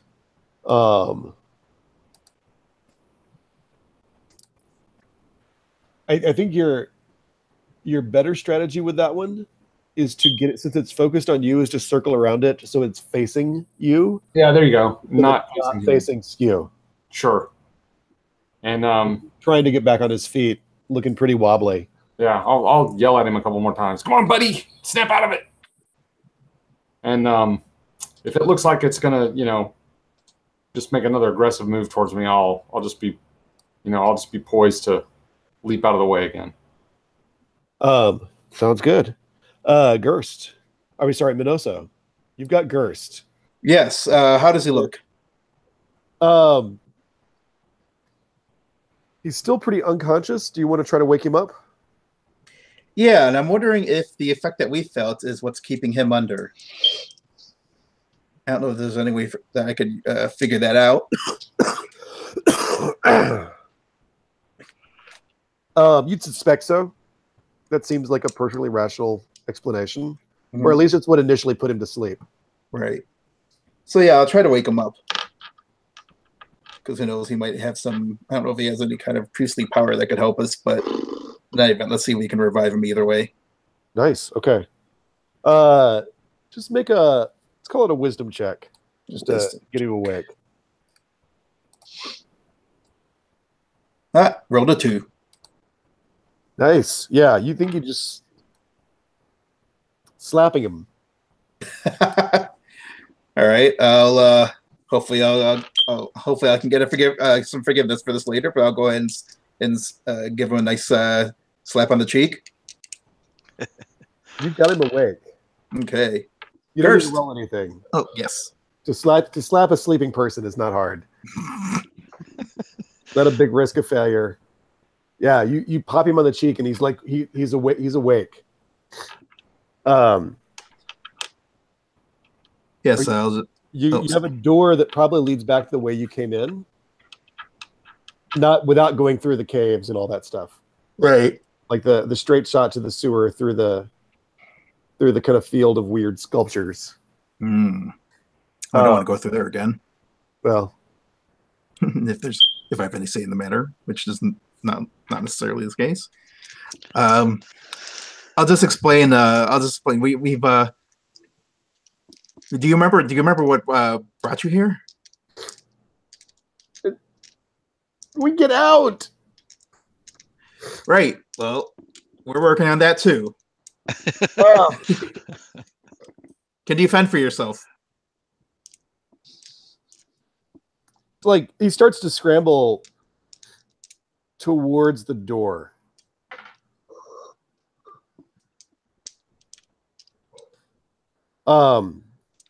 Ash.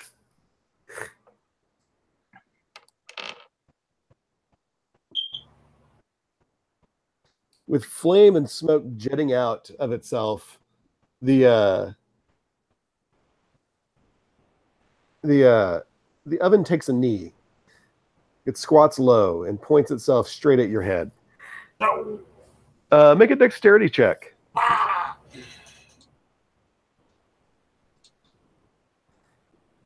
I make it. Nice.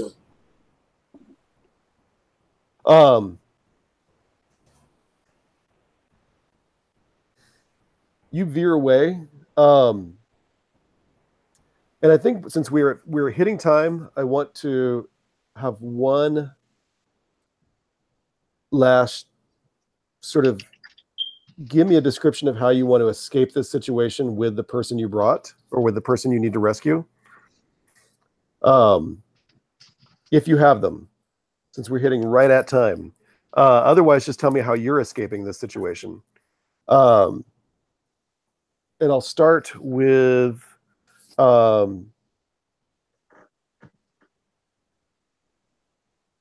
Shakruna. Well, I'm very disappointed that I haven't been able to save my friend, and I wonder if maybe I screwed up when I put all those doppelgangers to sleep and crushed them. But there's no use crying over broken clay people, so I'm going to hightail it back the way we came. I think you are close enough to the door, and you've not really gotten. Are you heading out through the door you think goes back through the field? That little display room of weird sculptures into the sewers? Exactly. Mongoose in tow. You are not necessarily deeply engaged with anything right now, so I think I'm just gonna declare that you do that. Yes. Bailey, I win. what about you?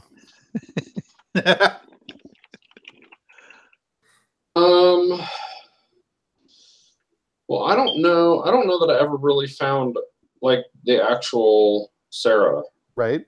So I will help other people, but I don't have any way to get Sarah out of here because I never really. Right. I was speaking mainly to those three who had. I'll look for a way out. I mean, I'll jump ahead and look for some way to get out of this place. Sure. I mean, I'll find a locked door and unlock it or whatever we have to do. I'm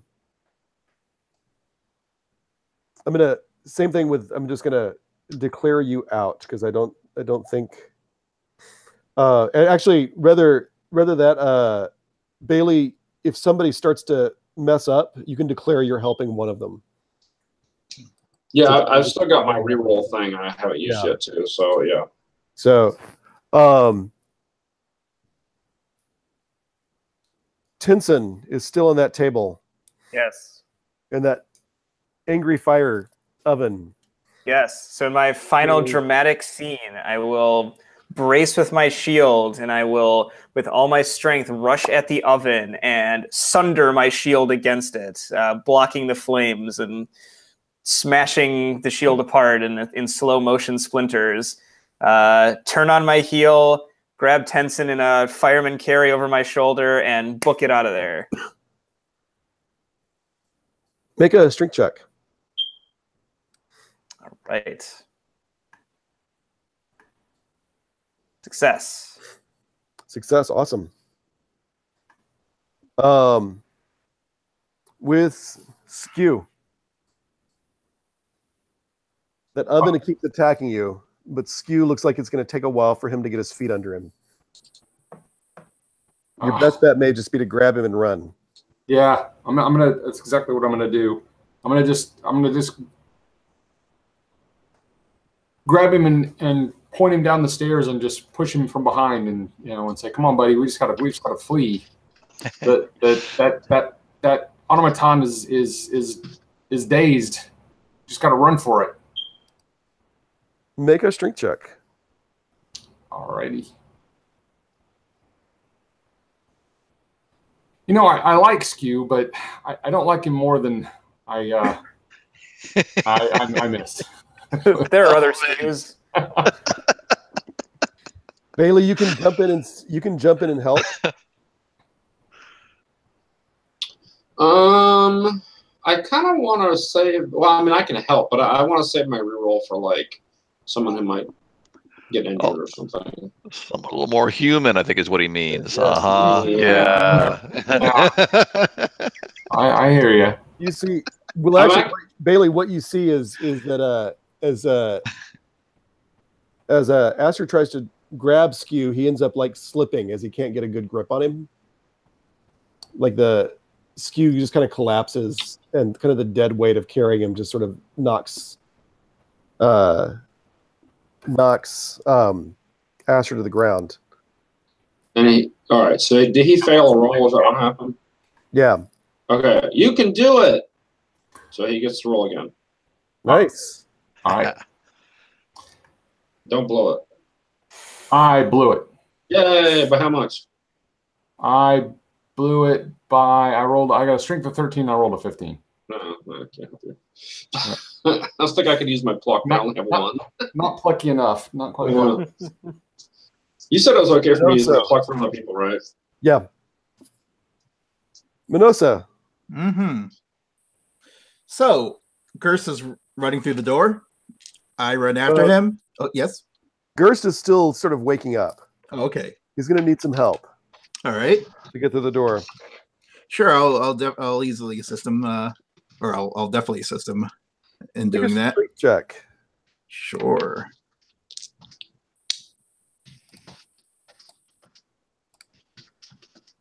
I rolled it. Well, assuming I actually rolled it. If I just get the same number, should I just keep re-rolling until I not get the same number? Because I'm always suspicious when. Just pull up a new die. Okay. Let me use the left one. Let's see what happens here. That's more like it. And I succeeded. All right, so yeah, you're able to kind of boost Gerst out. In the confusion of getting out through that field of statues, and Bill, who knows where Bill is holding a torch? I don't think I am anymore. Yeah. I think Shakruna is the only one left with a torch. And he is well ahead of you guys. So it's a confusing mess. You get back to the sewers and you realize Asser and Skew are not with you. Where are they?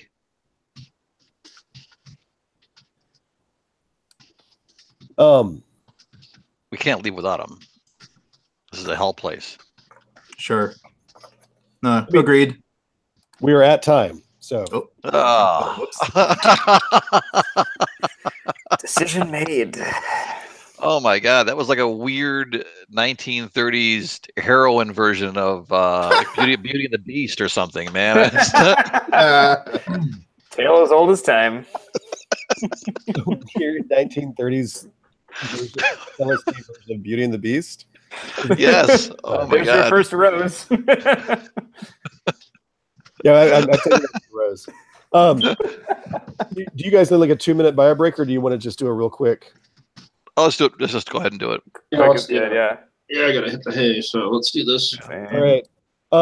Let's start with Thorns, and I'll just go left to right, and then we'll snake back around, which means that Rory has to like give a thorn and a rose, but the furthest person on the left of my screen is Arthur. Okay. Yeah, so I think so I love the Black Hack. I played it a few times now, and I like the changes that you made to it. I think my only thorn is that I felt like the pacing was just a little bit off. I think we got a little held up in the beginning with like the mist creature and that sort of first encounter, and it would have been I probably would have preferred to just get past that a little bit more quickly. Okay, that's thank you. Brian is the next person. A thorn. Yeah, I can't really think of anything. I wish I had rolled better, but that's not anybody's fault. So blame the dice. Yeah, I blame the dice and the dice gods, but otherwise, yeah, I mean, I didn't have a problem with anything. Keith, thorns. Yeah, I wish we'd had just a little more time. I never felt like we really figured out what was going on, and that's just because we ran out of time. So, yeah. Michael, I'll agree in that the opportunity to dig in and figure out some context for what these bizarre I'll get into that later. But these bizarre contraptions were, because they are very intriguing. The second thing is I'm finding just myself personally the 4-hour game sessions on a work night's a little rough for me, but yeah.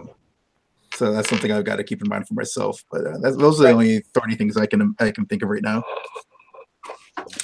And Rory.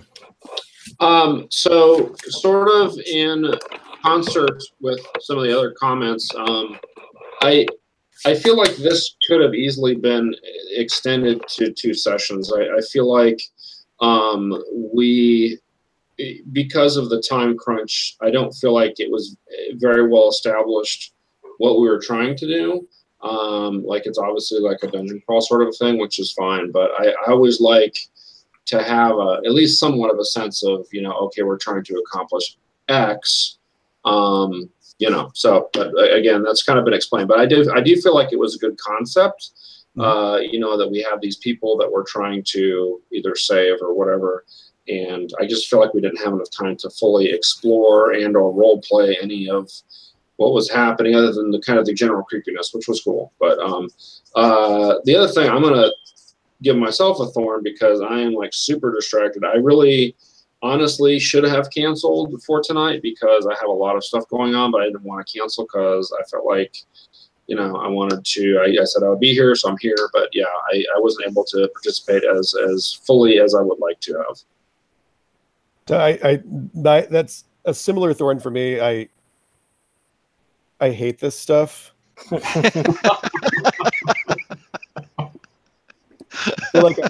I feel like I'm more present when I drink at the table than when I have cough syrup at the table. Yeah. Oh yeah, absolutely. I feel you. So I feel like part of the pacing being off was I just could not move. I just could not make myself talk and respond in timely ways. And I still thought the pacing was off in general. And I could have moved things. I could have moved things a little better and faster in that direction. So I completely agree with that. That was my only thorn. And I'm going to loop back and hit you again, Rory, for Rose, and then go all the way back across.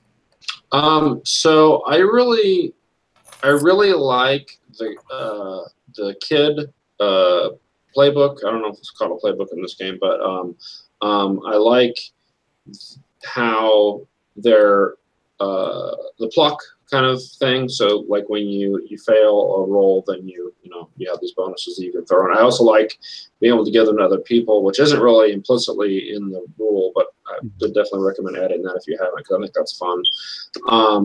I also like the design where I have a lot of hit points, but it's not I'm tough. It's that I'm lucky, sort of, which is kind of cool. So I like the kid in general. I think it's a good. I haven't really looked at the other characters all that much, to be honest. But I do like the way that's designed. I know this is something. Did you create this or someone else? I created the kid. It's inspired by a similar class in the White Hack. Okay. Oh, interesting. The White Hack has a class called the Brave, and the Brave is supposed to represent that random torchbearer who, when somebody dies, picks up the sword and kind of carries forward. That's cool. I think that I think it's a good design. I'm not an expert on the system, obviously, but I feel like it's a good, opportunity to play kind of a happy-go-lucky sort of a character in a game that may not normally support that sort of role. So, okay, Mike.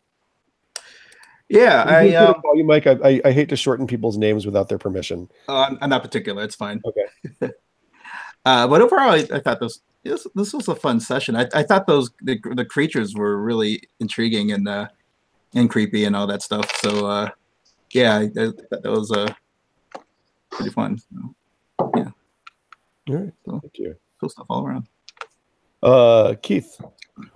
Yeah, I love the creepy creatures too, and they're very city-state. That was a great element that had a real city-state Invincible Overlord kind of feel to it for those of us who played that game back in 1979 or something. Not saying I'm that old, but just a little bit. Don't take this in a bad way for Bill, but you did a good job pulling off this sort of dim-witted. No, thanks. Yeah. That was fun. Yeah. It's quite possibly MVP, actually. There's some really good moments. So Thank you. I appreciate that. And I think, Bill, you're next. Yeah, I really enjoyed. Brian, sorry. Oh. Brian, sorry. I apologize. That's okay. It was just real quick. I thought that the characters that we had in this party worked really well together. I thought it was just a really good balance of skills and attributes, and we know what we're doing, so we played really well as a team too. It was just really fun when it all comes together like that, and you don't have any glaring absences, in skills or attributes. It's cool. So yeah. And then Arthur, sorry. Yeah, absolutely. So this was absolutely a super fun group to play with. I thought everyone was, contributed a lot of flavor and a lot of just like camaraderie and stuff. This is kind of an ideal kind of group to be in for a Gonzo adventure like this. I also really appreciated the setup of having us